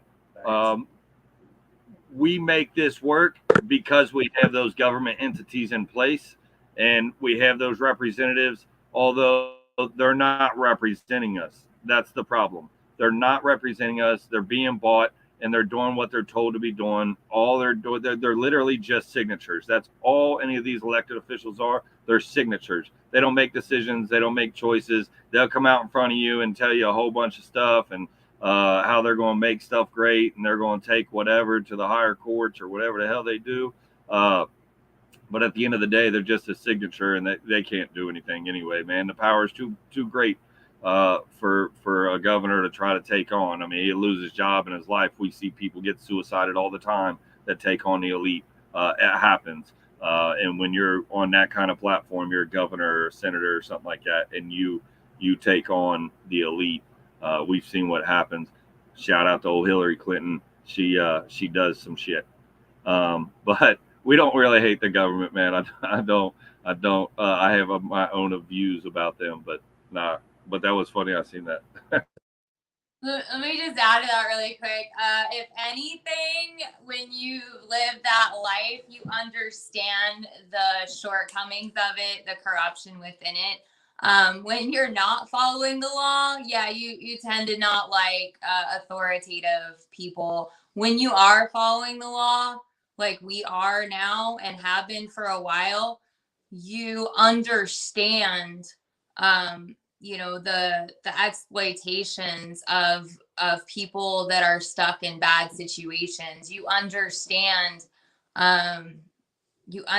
where this corruption is coming from. You can see it a lot more clearly. It's like the whole time I was in Hagerstown, I would get asked, "Oh, we're looking for people to do this," and I would just mention, I'm like, I have a special set of skills, or I would do something, and they're like, "How the hell do you know that?" I'm like, I have a special set of skills. I only utilize what I do for good. I'm honest about it, but I see the corruption. I see when people are lying to us. I see when they are trying to manipulate things. And those are skill sets that you pick up quite quickly when you're trying to live a life of illegal activity. But as you get older in the world, you appreciate being able to see it. And then you start looking out for the other people that don't see it because they've lived their lives legally. They've lived the good lives, and they are just trying to be good people and be left alone. Tommy, mute your mic. So I'm sure this is going to get all kinds of whatever, but that's the truth. I mean, it makes me appreciate our freedoms and liberties way more and understand where we're losing them and how we're losing them. And that gives us an edge to be able to educate people. So I just want to just tell a quick story. I don't know. I'd imagine we'll probably do that a lot on these lives. Lisa's talking about a special skill set she's got. We're in Hagerstown. I don't know. It was probably like the first week or something. And it was when all the security was trying to get figured out, and we had radios, and Lisa's running around all over the place, just helping out, fitting in wherever she can, doing whatever she can. And finally, we have somebody from security. They come up and they're like, they're feeling us out and talking to us. And Lisa's trying to tell this guy, like, no, I got. Well, I don't have no military training, but I got a special skill. I'm good at this kind of stuff. And the guy keeps prying. Lisa don't want to tell this dude what her background is. And then finally she just blurts it out. She's like, "I'm a felon, man. I went to prison." So that just made me laugh when she brought that up. But that shit was funny. No, he was ignoring me, remember? I was like, yeah, I do logistics. Yeah, I work in the oil field. And he just looked back at you and just was ignoring me. And I just came out with it because I'm like, well, that'll get his attention, I guess. But yeah, I didn't hide it then, I guess. I'm not hiding it now. But I mean, we all take our experiences and we try to do good with them. That's all we can do. Try to be better people every day. Landon, right, I see has a question. It says, how do you reconcile banning drugs with a free society and individual rights like gun owners? There are hundreds of millions of responsible drug users nationwide. Landon, to be honest with you, none of us in this organization has taken a position with that. I mean, I think we can all speak on our individual opinion, what our belief system are, but that is not a position that this organization has taken nor discussed yet. That's kind of where I leave that with the organization. Well, let me see if I can try to touch if I may. Really, it comes down to education. So how do we reconcile banning drugs with a free society and individual rights? Well, it is a touchy subject because we are a free society and there are substances that are more naturally driven and substances that are more manufacturally driven. With that being said, it's an educational process. It's encouraged not to do these drugs, but if you do, this could be what happens if you do these drugs. You might end up in jail. Education is so important.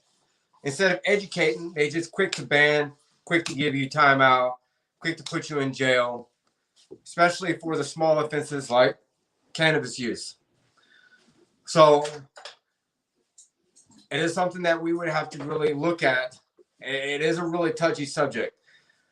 I know that there's states, I think Washington State has lifted like a ban. I know there's a couple countries as well that are completely allowing it. But, you know, fentanyl was manufactured. It's opium driven. It's not good. But if you look at the past, you go back in history, there was medicinal purposes for these drugs. And then it kind of got out of hand, and then they have derivatives of these drugs that became stronger and more potent and ended up on the street, so to say. So there has to be a lot of work done. There's a lot of things, a lot of topics of interest and issues that have to be addressed in this country, which stems back to voting people out and voting people in that we know that are, you know, more credible, that are for the people. If you don't believe that there is anybody, then run yourself. Run for a position. Run for an office seat. Run for your committee. Run for county judge, sheriff, state representative. It's actually, you can actually do it. There's small bit of requirements, but anybody can really file to be in a position of power, so to say. I just filed with the Federal Election Committee to be the president for 2024. I don't know if I'm actually going to get elected, but I want to be able to at least inspire people to be able to do it yourself. If we have 1 million people that run for a seat, that know that they're true of heart, their passion, and they know that they can change this world, we can learn through education. I'm reading a 200-page document right now on congressional candidate, on a guide, on the steps that I have to take to run a campaign, to be able to collect funds as a presidential candidate. None of this is told to anybody, like it doesn't really matter. We don't have that education in place. So hopefully as I go along, I will be able to provide that education as well. But I want to be able to just inspire that you can do it as well. You can stand up and you can run for any kind of position, school board, county judge, as I was saying. If you feel drawn to something, then go that way. That's probably a good feeling. If you feel it in your gut, you got that gut instinct, then go for it. When I clicked my party affiliation for a presidential candidate, there was socialism and communism as party affiliation in the United States of America. That is the actual party affiliation that you can take if you wanted to run as a president. I don't know, me as the president, that's not going to be allowed because we are not communists, nor are we socialists. So I decided to run as a nonpartisan party affiliation. I'm not a Democrat. I'm not a Republican. And I know that many of y'all are tired of the divide, the left and right. And I've always been that buffer man in the middle to try to see it from both sides. And I believe that being nonpartisan is a really attractive quality. I believe that many of us can run as a nonpartisan candidate. We don't have to be Republican or Democrat. They say, well, it's going to make it harder. It's going to mess up the system. Well, the system needs to be messed up. It's broken. And many people will call us broken individuals because of our past, and black sheep. But it's the black sheep and the broken people who are going to fix this blackened and broken society and world that we live in, which is why so many of us have come together who have been deemed broken or been picked last or the black sheep of the family and don't have any family anymore. It's why we've standed up and we've united. That's one big reason. With that being said, I'm not going to go further into my statement of my presidential candidacy, but I will say that I do have a vice presidential candidate already, and I'm already working on my campaign. So it is legitimate. And so if you're looking for somebody who's from the dirt, who understands what it's like to eat dirt sandwiches and to be impoverished and be in the system and live the hard knocks of life, I'm your guy. Because I tell you what, President Trump sure in the hell don't know. He's a rich businessman with a pretty suit. And I'm going to come in there with a beard and sweatpants. I will relate to each one of you. I love you guys. Love you guys. United States. All right. Hey, Brian Wyckoff asked, how do I become a leader in this group? Send any one of us a DM on Facebook or whatever platform you're on, or hit us up on a website. We'll get a phone call with you. We'll talk. You'll probably talk to more than one of us at a time. I can't even really remember the last time I had a phone call that there was only 2 people on. They're usually like 3 and 4 or more deep at this point. But yeah, just reach out to one of us and we'll check you out, man. We do a fairly strong vetting process with people that we bring in. He can reach out to me. He's got my number. Okay, Yeah. there you go. We just got to, we work too hard to just let anybody come in and then just destroy what we've done. But we would love to have you on board, man. We'd love to talk to you. Reach out to Roberto. He'll give you the rundown and he'll bring it back to us. And yeah, man, we'll get you in here. I appreciate you wanting to help, man. Thank you.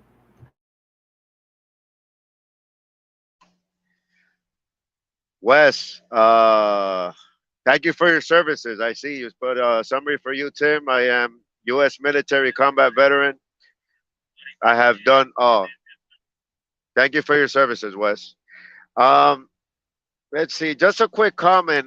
I believe that um that the administration itching itching to declare martial law, and that that will not be good. So we need to do this 100% peacefully. Um, we need to. I'm not gonna say entice. We need to encourage the law enforcement officers on our side. We need to encourage the military on our side. We need to encourage the SWAT team, the National Guard on our side. Not all of them are going to come to our side, but we need to show them that you were true patriots, true peaceful patriots. Because right now, I mean, when we when the main convoy got to Hagerstown, the People's Convoy. I'm gonna say the People's Convoy because AFC got there, the North American Convoy got there, so everybody. The first day that we went across that beltway, we had National Guard, armed guards up on the overpasses, on the shoulders, and this and that. They had their guards up because they thought that we were gonna come in, occupy DC, and cause mayhem and this and that. So the first day they had their guards up. Second day they eased up a little bit. By the third day they were giving us, someone were giving us thumbs up. By the fourth and fifth day, sixth day, they were all giving us thumbs up and that. So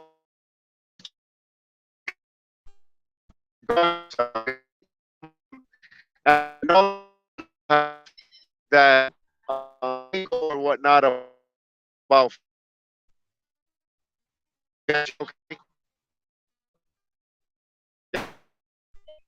no, yeah. We got bad reception. You guys can't hear me. What? Hello. So it's cutting off completely.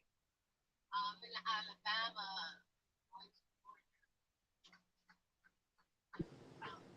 You cut out, Roberto. It looks like are you almost back? Yeah, I know. Am I back now? I think what he was saying when he got Am cut I back? out, he was talking about the day. Every day we were there, they started dropping their guard and understanding we weren't there for anything but peace. And then we were being, they actually were encouraging us at the same. They were excited. They were happy that we were there, standing up for our rights peacefully. And so we really didn't have a lot of backlash from them over time when they understood that we weren't there to start anything but be peaceful.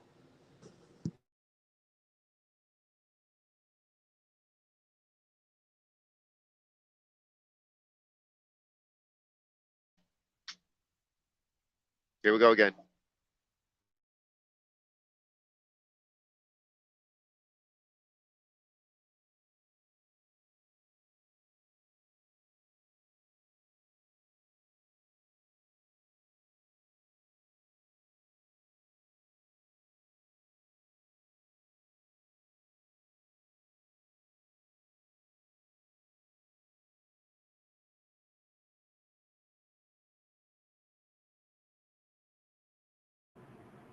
Nobody's saying nothing. I'm just scrolling down through these questions. Oh, All right. okay, I guess I'm back.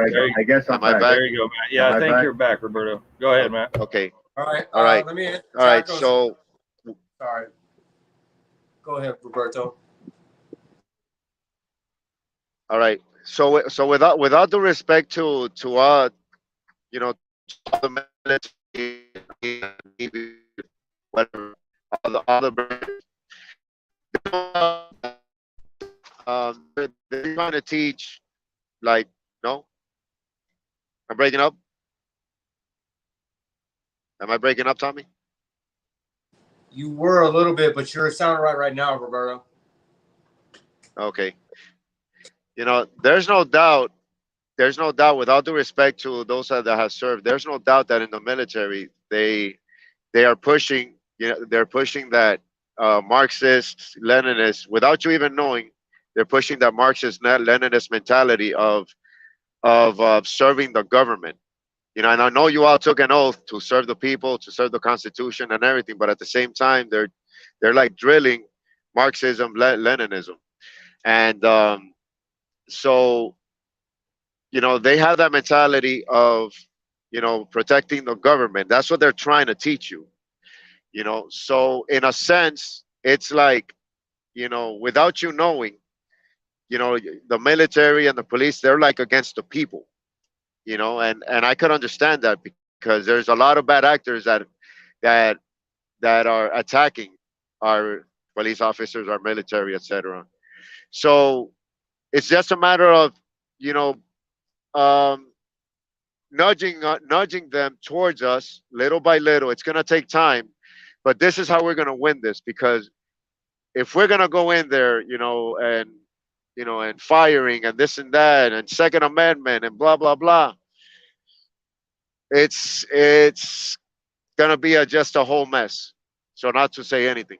So if we can little by little get them on our side, we the people, including them, get them on our side, then when those up top feel defenseless. And again, it's not about no violence or anything like that. It's about holding them accountable. They got to go on trial.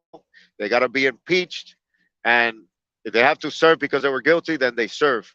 But doing it completely peacefully.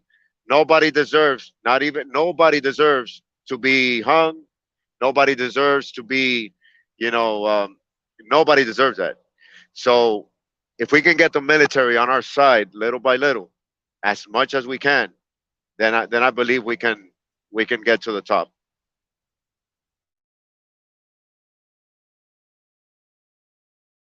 All right.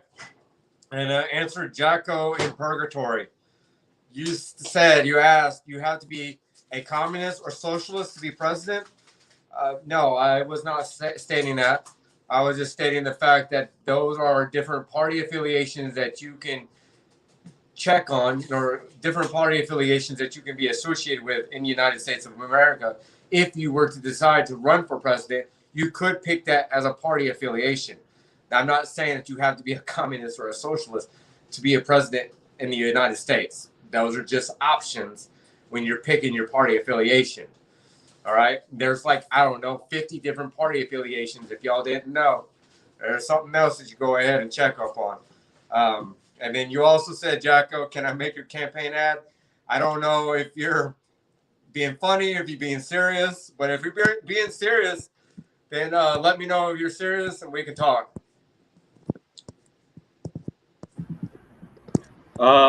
The Robert Escobar show asks, so should people trying to do something about politicians being just signatures, like starting a third party?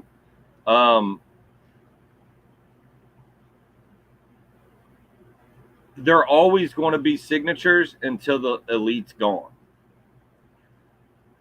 Do I personally think that we need to have a non-affiliated person running for every elected seat? Yeah. I think we need to, I mean, me personally, I think everybody that is sitting in office right now that is running for re-election should be voted against. Everybody that holds a seat right now should be voted out of office. That's how I personally feel. I know there's a lot of people, you know, there's people are strong, man. They're headstrong on their political affiliation. And, you know, it might take a Republican to vote a Democrat into office or a Democrat to vote a Republican into office. Or, you know, it might take that. But my way of thinking, just to bring in on it a little bit, we're smoked the next 2 years regardless, right? Like this is a marathon. It's not a sprint. You know, hopefully we've got results before that, but you know, realistically, this is going to be a long battle. But if everybody that is running for re-election gets voted out, whether you got to vote Democrat when you're a Republican or vice versa, if you vote whoever's running out, then it proves a very large and important point.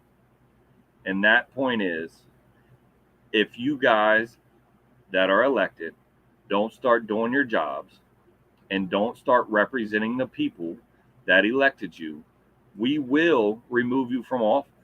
You will only sit for the one term that you got elected for, and you will be removed. Does that mean we're going to have another shitty 2 years because we all voted for the people we really didn't want to be in there? Yeah, possibly. But newsflash, the next 2 years are going to be shitty with the same people in there because it's been shitty for the past few years that they've been there. It's not going to change. But we can prove a very important point, and that is they do work for us. We will remove them if they don't start representing us and acting like they work for us. So I know it's kind of a vague answer, but until we remove the elites, until we remove, you know, we all know the names, then whoever is an elected official will continue to be just a signature because they will be bought and paid for, or they won't have that seat. If they don't want to sign that paper, they'll be removed one way or the other. They'll either you know, they'll impeach them or do whatever they got to do to get them out, and they'll put somebody in that will be a signature. So until we get rid of the elite, it doesn't matter who's sitting in there. And starting a third party, I think so. I don't even know. Let me rephrase that. I don't think a party is the answer. I think starting the movement that we have and start bringing red-blooded, true blue American patriots and putting them in office is where it needs to be. So if you want to run under non-political affiliation or just as a constitutionalist, and I hate to say that because I think, you know, that's like a Trump thing. And, you know, I'm not political at all. But at the end of the day, like as a maybe like a Patriot Party or, you know, whatever it is, I think that would, I think that would be awesome to start a quote unquote party that is just solely, truly about the American people and the Constitution that defines us. So I hope that answered your question a little bit. I'll mute, and I think Lisa's eating, but maybe Roberto or Matt. Be honest, she's eating macaroni and cheese, I bet. Told you. Told you. They called it. That's it. She's in Texas. I'm I'm in Kentucky. That's how much we know each other.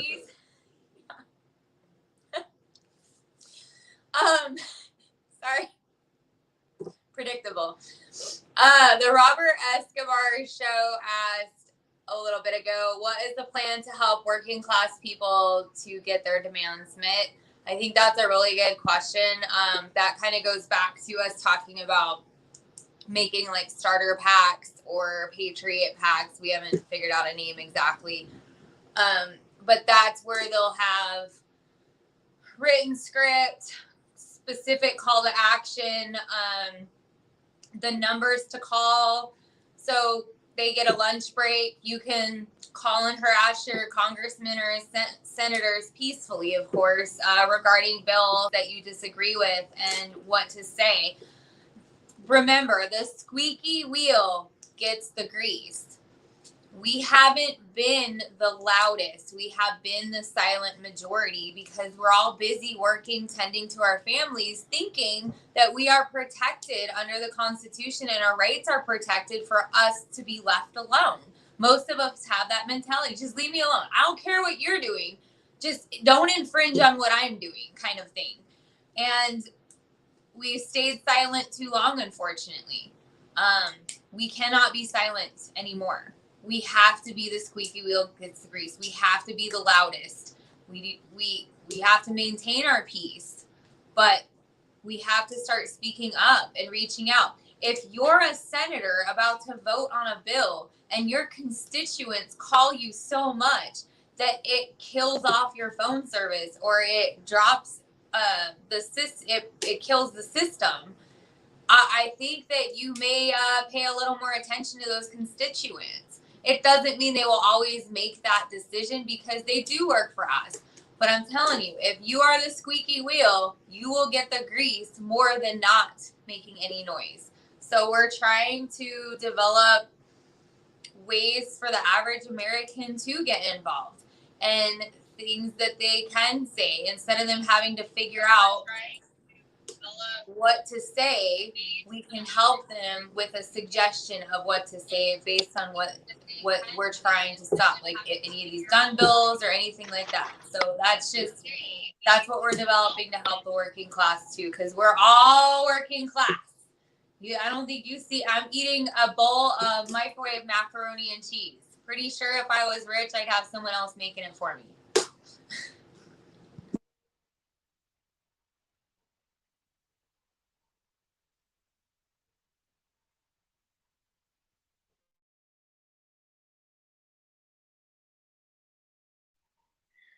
All right. I don't even. Do you guys hear me? Okay. All right. So let me see. So Hermit. Maybe you guys can answer this as well. Do we believe that the 2020, was rigged or legit? Uh, okay. My personal opinion. What I saw the night of the elections, obviously everybody knew that it was red in all these states. One particular thing I saw myself is that they had called Virginia, and Virginia was blue. After they called Virginia, it turned red. I'm like, what the heck? Didn't they call Virginia?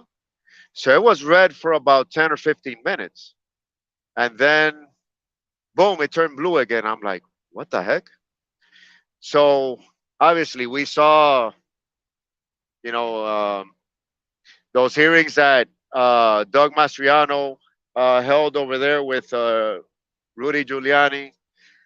We saw all this uh, geeky, techie, whatever evidence that Mike Pelo presented, Mike Lindell.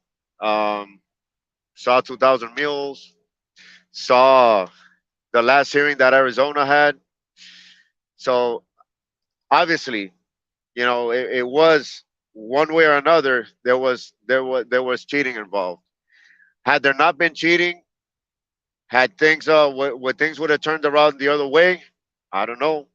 I mean, but just by using common sense, the only president, the only incumbent president that got more votes than the last time to have lost, the he had the most votes, the incumbent president with the most votes ever, in history, and still lost, supposedly.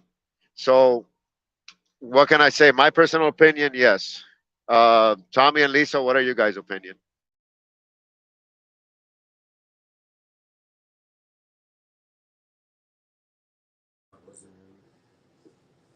Well, Tommy left, so he doesn't get it. No, I'm right here. Let me answer this real quick, short and sweet. Hey, I'm non-political. It was the first time I ever voted.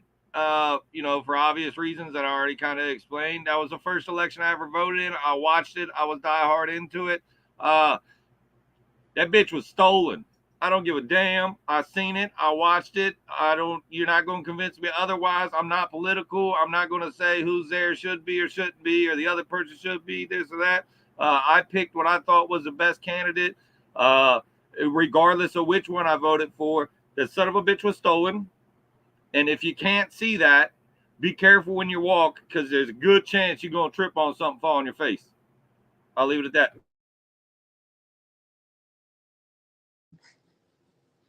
Okay. Let me just start with, I was raised in politics at a young age. My parents were very involved. When I was about 4 years old, I went and hung out at meetings and political fundraisers and election night parties and all that stuff when I was young. The night before the election, I would be sitting on the tailgate of a truck going through neighborhoods distributing flyers for the candidate and stuff, like door hangers and stuff like that. So until I was about 11, 12 years old, and I got kind of burned out of it. Anyway, so I have watched every election since I was 4 years old on election night, primary in general, till I was about 18, and then I took a small break and I went back to it when I was 25, and now I'm not going to tell you exactly how old I am because y'all can look it up, but it wasn't a few years after I was 25, so for a while. When I watched that election night, it's the first time in my life I have ever seen a stop and counting mysteriously on multiple state fronts for a very long period of time, and B, calling states immediately the moment the voting stopped. So when the polls closed, they immediately called Washington, Oregon, and California for blue. And then there was a stop count at, I don't know what time it was, 12, 1 o'clock in the morning, something like that, for like 45 minutes minimum. Don't quote me on the exact times, but we all know there was a stop count. In my entire life of watching this, I have never seen anything like that happen. That in itself alone leads me to question the integrity of that specific election. So I could go into being blunt like Tommy or Roberto. You know, too many questions are out there. It doesn't pass the sniff test. I don't care what side of the boat you're on. The logistics of it don't add up. Everything around it just not good. Doesn't give me assurance that it was properly conducted. So I'll just leave it at that. Matt, would you like to weigh on this? Here comes Matt.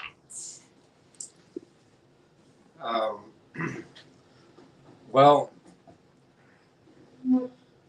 I'm kind of like, befuddled here reading these comments from people. Y'all are quick to defend information that you really have no background education on. I really recommend that you reach outside your comfort zone and examine a little bit more about the situation that we're speaking on. Y'all are so quick to judge and so quick to critique, but you have actually zero solution or actually positive feedback. It's a little bit frustrating. Y'all are just thinking that y'all are just like a comedy special is basically what I'm reading here. It's nothing but entertainment. It's like I'm watching news. It's like I'm watching President Biden speak. And it leads me to conclusion that many of y'all in this comment are in favor of, I guess, the current administration. And if that is correct, and if I am correct in what I'm saying here, I'm sorry. And I'm going to say this. not everybody can be saved. So if you understand what we are talking about and what we're trying to do here, thank you. If you do not, I am sorry. Still love you. I still accept you, but I don't agree with what you're saying, with the comments that you're putting, with the pollution that you're putting into our comment feed here. But I just ask to see beyond your nose, see outside your comfort zone. It's all right to be rubbed the wrong way. It just means you got to learn a little bit more. In regards to the election, I can tell you in 2020, I didn't vote for either of them. I knew something wasn't right. And eventually the truth will come to light. The truth will set you free. The darkness will always expose itself, because that's what the darkness loves to do. And they think that when they expose themselves, they're actually trying to downtrodden the people that are trying to do something good in this world. And I'm sorry, that's not going to happen. All your comments, all your keyboard warriors out there in keyboard land, put that energy to good use. Educate yourself with legitimate websites, governmental websites, organizations. It pays to do a little bit of research. Education, knowledge is power. And if you're going to continue to believe what you see on TV or what somebody in a pretty suit says, you're badly mistaken. It's going to take people like this to tell you the truth. And if you don't want to accept it, that's right. Because sometimes the truth is a hard pill that not everybody can swallow.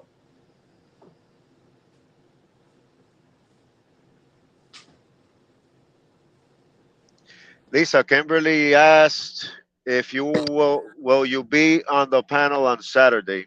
Kimberly Sweet asked. I don't know yet. I haven't retained a formal invite, but I've been super busy, so it's entirely possible that somebody's reached out regarding that. I'll have to double check into it. So I don't have a good answer for you right now.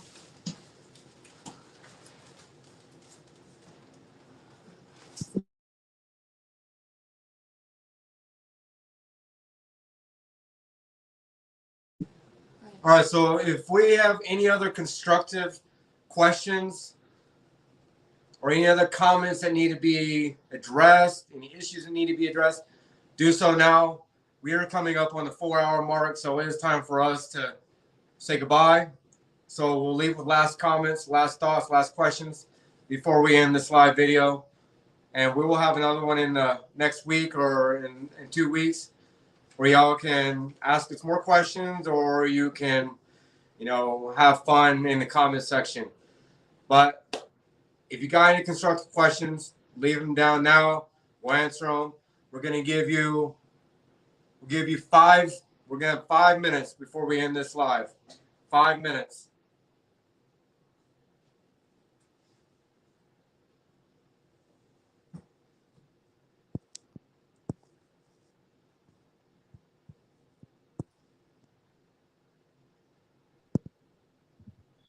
Thank you, Freebird. You're welcome.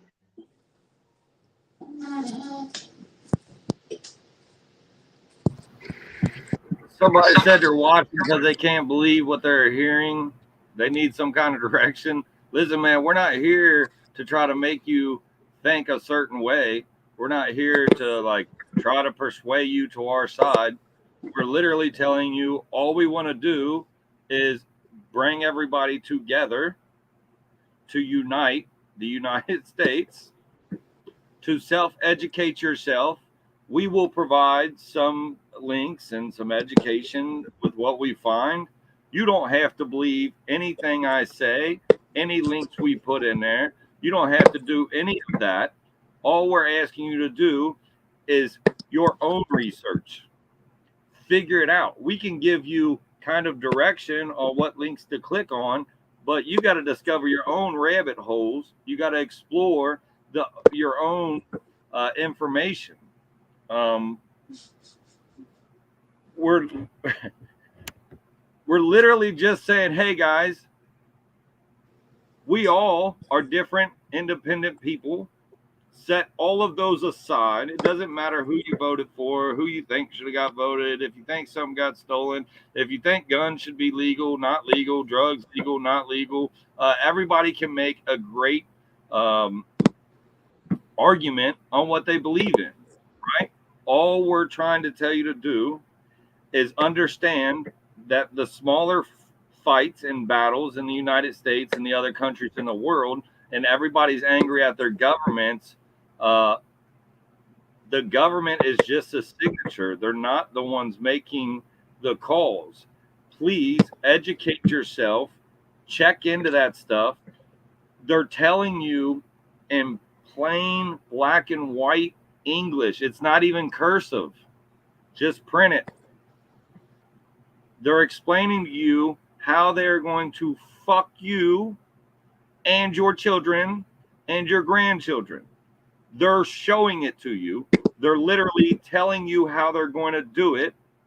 And everybody turned around and wants to go punch a governor in the face. The governor ain't got shit to do with it. It's the elite.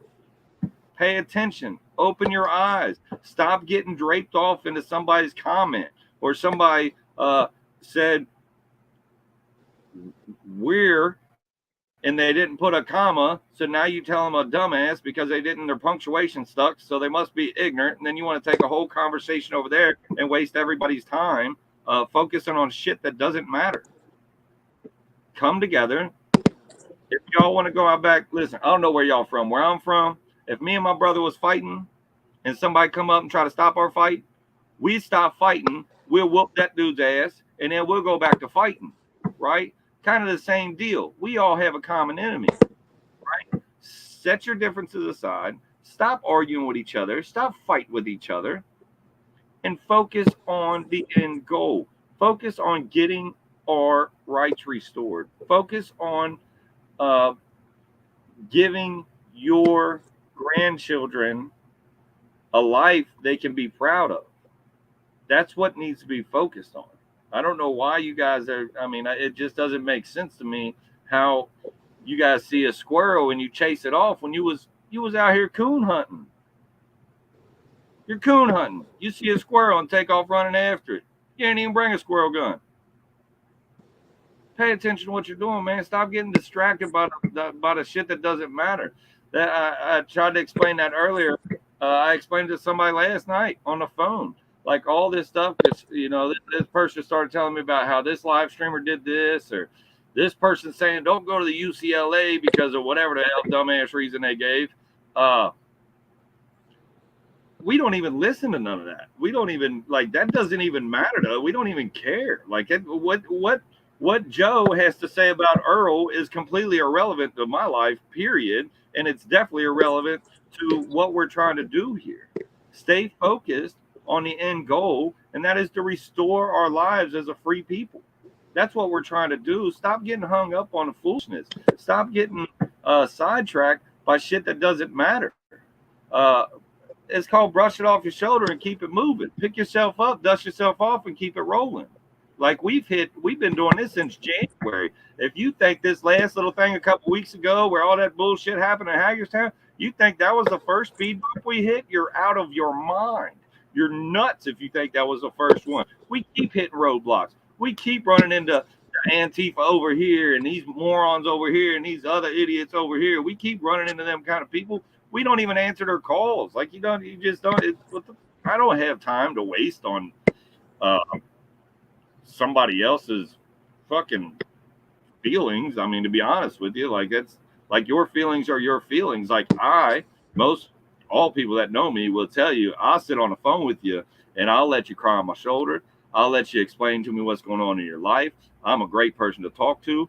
I got they tell me I'm easy to talk to. I listen well. I give personal experiences to help you in whatever battles you're fighting. But other than that, like if you're pissed off because they put an extra stop sign in your neighborhood, I'm not going to discuss that with you for 3 hours. I promise you, I'm not. I tell you, that's some bullshit, and you know, it sucks, but keep it pushing. I don't have time to do that, and none of these other people you're looking at have the time to do that. Uh, Lisa hunts her mac and cheese mostly in the deserts after dawn. Uh, she goes out. I forget what she told me she uses to hunt. She traps it too. She traps that shit. Uh, I don't, she won't give me her secrets, but that's where she gets it from. Sorry, I just seen that question. But anyway, man, listen, My stop dog fighting with sniffed each it other. out. Stop arguing with each other. Huh? My dog sniffs it out. See, she got a mac and cheese sniffing dog, man. See, and then, but listen, so how mad would Lisa be if somebody threw a hot dog down and that dog took off running at the hot dog? That's not what they're out there hunting. They're hunting mac and cheese. Be pissed that dog took off running after a hot dog. You see what I'm saying? Stay focused, guys. Stop hating on each other, man. Wave to people when you drive down the street. Say, hey, what's up? If you want to tell them something and they don't seem interested or they're like an opposition, you don't have to waste your time with them people. It'll come around to them. This thing's too big for people to ignore a whole lot longer. I promise you. There's too many people involved. Stop hating on people. Stop trying to pick each other apart. Stop trying to tell people they don't know what the hell they're talking about, or just quit arguing with people, man. Listen, I'm a single guy because I hate arguments, and I know I do stupid shit sometimes in a relationship. I leave the toilet seat up. I don't understand why the men got to be the one to put the seat down. Why don't the women have to be the one to put the seat up, right? I'm that kind of guy. So I do shit that causes arguments in relationships. So I found it best in my life. It's easier just to be single because I don't like to argue over stupid shit. uh I encourage you guys to kind of examine that point of view, and man, be great for your kids, be great for your grandkids, be great for the country, be great for your neighbors, your brothers, your sisters, all that, man. Come together. Forget about all the other bullshit, man. None of that matters. If you guys want to fight and argue uh, over whatever the hell it is you want to fight and argue, man, get each other's phone number. Go meet up for lunch or something. Or, I mean, you guys get so angry. I see you guys started getting kind of hateful in there. Yeah, I mean, just show up, man. Put some gloves on and box, man. Sometimes you win, sometimes you lose. It is what it is. If that's what you want to do and waste your energy on, please do so. But don't waste other people's energy on it that don't want to be wasted. You know what I mean? Stay focused. Keep loving each other, man, and keep moving forward. That's all I got for now. All right, whoa, those 5 minutes got a little long. Let me see. I'm just gonna say something real quick, and then I'll answer a couple of questions, and if Tommy or Lisa or Matt want to chime in to answer one of the questions, that's fine. But one thing I want to say, folks, and this goes to you, Tommy, to Lisa, to Matt, to everybody watching right now, and to everybody who's gonna watch this video, to me, to Paula. We're pointing the fingers. Oh, it's the government's fault. It's the elitist fault. It's all of that. And this I got from actually Brian. He made me realize it's not their fault. It's our fault. We need to look at ourselves in the mirror before we start pointing the finger and say it's my fault. It is. Looking back and in hindsight, it's my fault for not being involved. It's my fault for voting Republican all the way down every time I voted. And I only vote because my people in Cuba didn't have that privilege. But still I never did research on my candidates. It's my fault that I didn't stand up or I didn't go to the mayor's office or to the town hall when I was younger and all that stuff. It's my fault. I'm going to speak for myself. But folks, before you start saying, okay, what are you going to do about it? What's your plan? What's your plan? Folks, come up with a plan. Let's get together and let's execute. But first, before you point the finger, you got to look at yourself in the mirror. And like Tommy said earlier, and I was going to say it, but he took the words right out of my mouth. And mind you, I'm not religious, but I do quote the Bible. You know, if you're free from sins, I know it more in Spanish than in English, but if you're free from sins, go ahead and cast the first stone. That's all I got to say. So let me go down the list with these questions real quick. I'll try to answer them quick. So let me see. Are you guys going into DC on the 4th with the 1776 Restoration Movement? Uh, I'm not planning on it, but You know, I feel I support what they're doing over there. I'm gonna speak for myself, but you know, the fight is in the states, folks. The fight is in the states. Let's see. Wyckoff America says, "What are you gonna do to change what's going on?" It's a collective effort, buddy. It's a collective effort. You know, it's all getting together and getting our skills. Everybody has different skills. Getting together and do it and just doing it. Just do it. You know, there's Art Williams. Look in YouTube. Art Williams. Just do it speech. You know, just listen to that speech, and that's all. That's all I gotta say. Uh, is it whoever pays the governor the most elite? I agree. Nah. Hearing that is supposed to be excited on the first. Trust me, Tommy. There's no. Hey, let me point this one comment out by Max. I love it. It sounds just like something I'd say because I'm kind of blunt about shit. He said you can lead a horse to water, but you can't make a stupid person smart. That's a good one. I like it. That's funny. How are you going to do that if you're going to be peaceful? I don't know if you're asking us, Wyckoff, but I said it earlier. We could still use the law. We could still hold that grand jury. Just go and look at that grand jury, and we'll learn how to do it. And I think they're putting together a grand jury for the elections as well. USLA Lisa, is that your name? What? Oh, USLA Lisa, what is the name? And you will always have my support, I guess she meant. Let's see, you don't have any. What does he mean by Hey, that? let me Wyckoff address says. one more. So Freebird said, "Don't pay taxes. Don't worship Hollywood or politicians or anyone who'll take your money." Listen, there are movements out there that are all about stop paying your taxes. There are movements about don't worship this, don't support that, go here, go do that, fight that. I support all of those movements. Find a movement that best suits you, join up to it, stay educated, and just be prepared when it's time to actually have this grand jury and to actually hold these people accountable. Just be prepared for that. Follow whatever group you want to, do your own thing. Just keep educating yourself about the bigger picture while you're along the way. Again, we all have different beliefs. You know, the don't pay the taxes thing, that's my, I support that. Fuck them people and their taxes. Texas, I think, is one of probably 2, maybe 3 states, I think, in the union that they don't have a state income tax. I think taxes are, as we all, I believe, it's taxation is theft. And you know, so yeah, that I just wanted to address that. There's a bunch of movements out there, guys, and that's what I was talking about earlier. We don't want to reinvent the wheel. There's already organized and well put together groups of people that are fighting those battles. Join them. You're not secluded to one group. You go to all of them. You can be involved in all of them. If you have the time and resources to show up to every group's rallies and every group's calling, if you can do that, hell yeah, do that. We need that. But you can't always do that. Lisa, you're muted. Keep talking to me if you want to. I can't hear you. So yeah, I'll step out into that.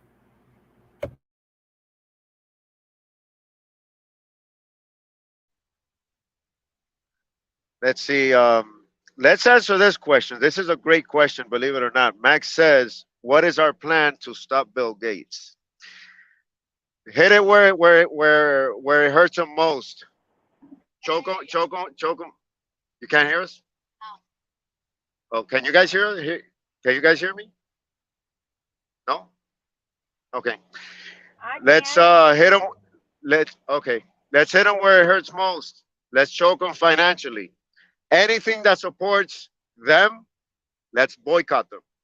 That's the only plan I believe. You know, we gotta demand our representatives to get the heck out of the WHO because they failed us with the last 2 years, whether legit or not, they failed the whole thing. They failed. So we gotta fire them. We gotta fire them. You know, the Follow the Cabal says that we're giving them 750 million a year just as contributions.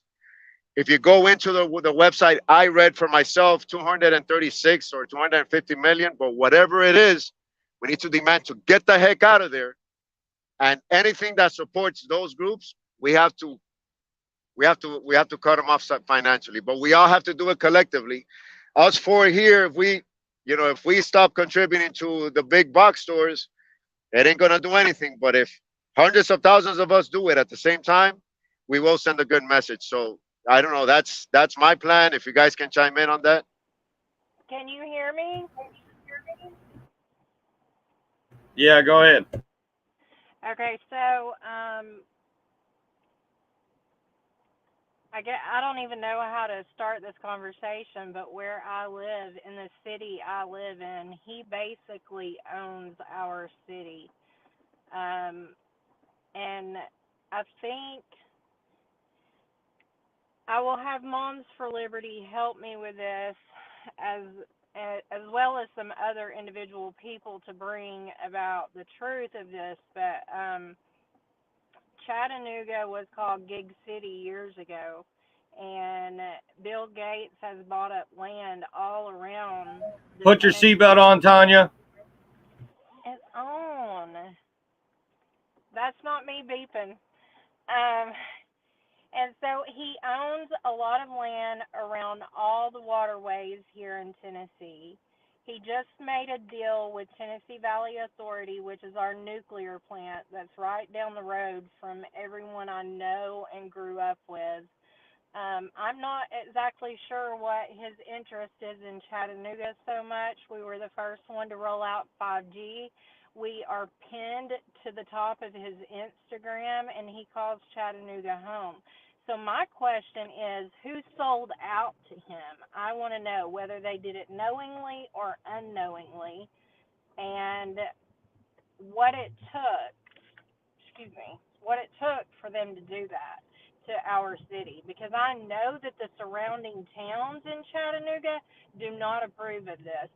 The curriculum used by our school system in this city and Hamilton County school systems is paid for by the Gates Foundation, along with, and that's what I was talking about earlier with all these grants and all these 501c3s and 501c4s. They come in under different names, but they're under an umbrella, which is the Gates Foundation. And Chattanooga is not the only city. Hamilton County Schools is not the only schools in Tennessee that has their curriculum paid for by Gates. And we're not the only state that has that curriculum. There's a lot. Obviously, most people on this live know that Bill Gates owns the most farmland in the United States. Why? I don't know. Except the Mormons. They own more. I'm glad they do. I'm telling you, they're going to save the world. I know. Where's Sterling at when we need him? So to deal with Bill Gates, there's a lot of ways that we can deal with him and hurt his pockets. But his pockets are so full that he's going to have to be taken to trial. And we've already had this conversation. They have people already trained to step into their position. Some people think they're clones at this point. I get on board with conspiracy theorists until I know it's true. I don't know about that. But even at some point, they have trained people to step into their place. Klaus Schwab, Gates, it's all about transhumanism and moving over to artificial intelligence. What good they think that will do for our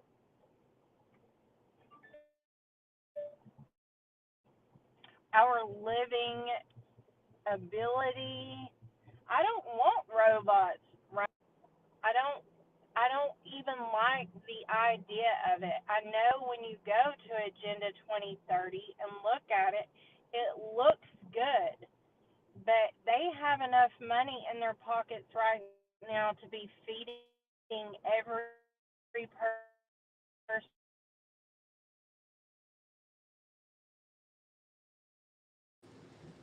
Tanya, you're cutting out and breaking up. Can you hear us?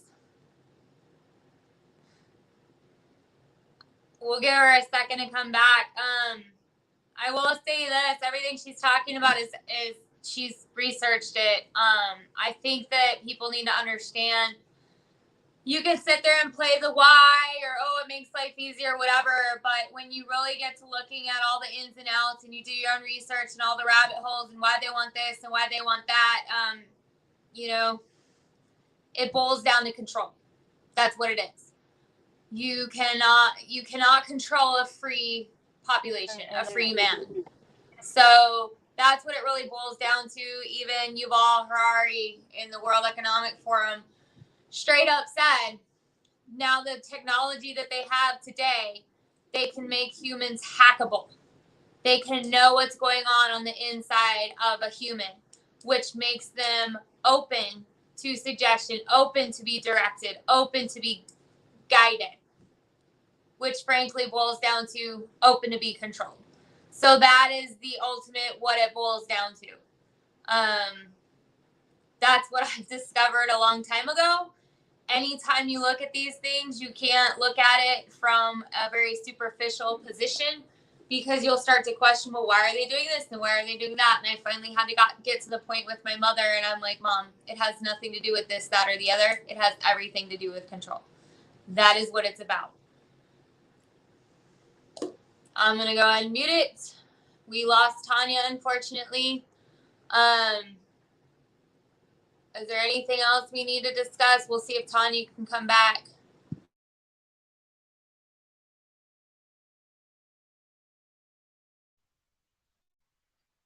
Yeah, I wanted to say whatever they're trying to come up with, it's to benefit them, only them, their family, their generations, or whatever, and whoever's left, to be their slaves and serve them. That's all they want. It's all those robots, all that AI or anything like that. It's not to benefit us. It's to benefit them. Keep that in mind.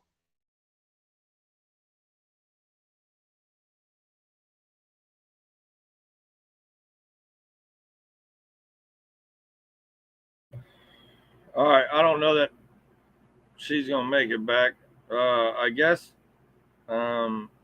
we had talked about doing this maybe every week. I don't know. We'll let you guys know. I guess when we're gonna do this, I think it'll be. We did 4 weeks worth of a video right now.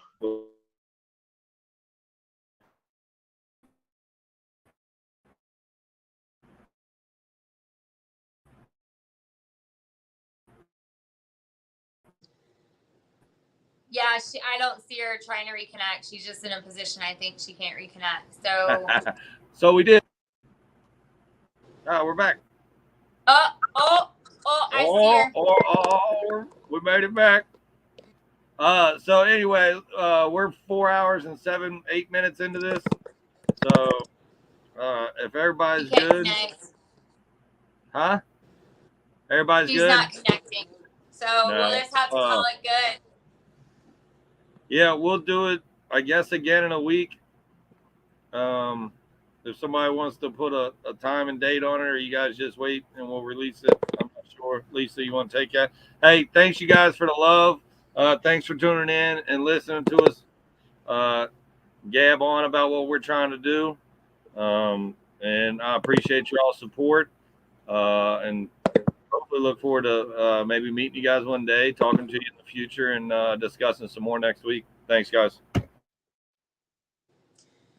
We're All right, gonna thank you all. See if we can set a date.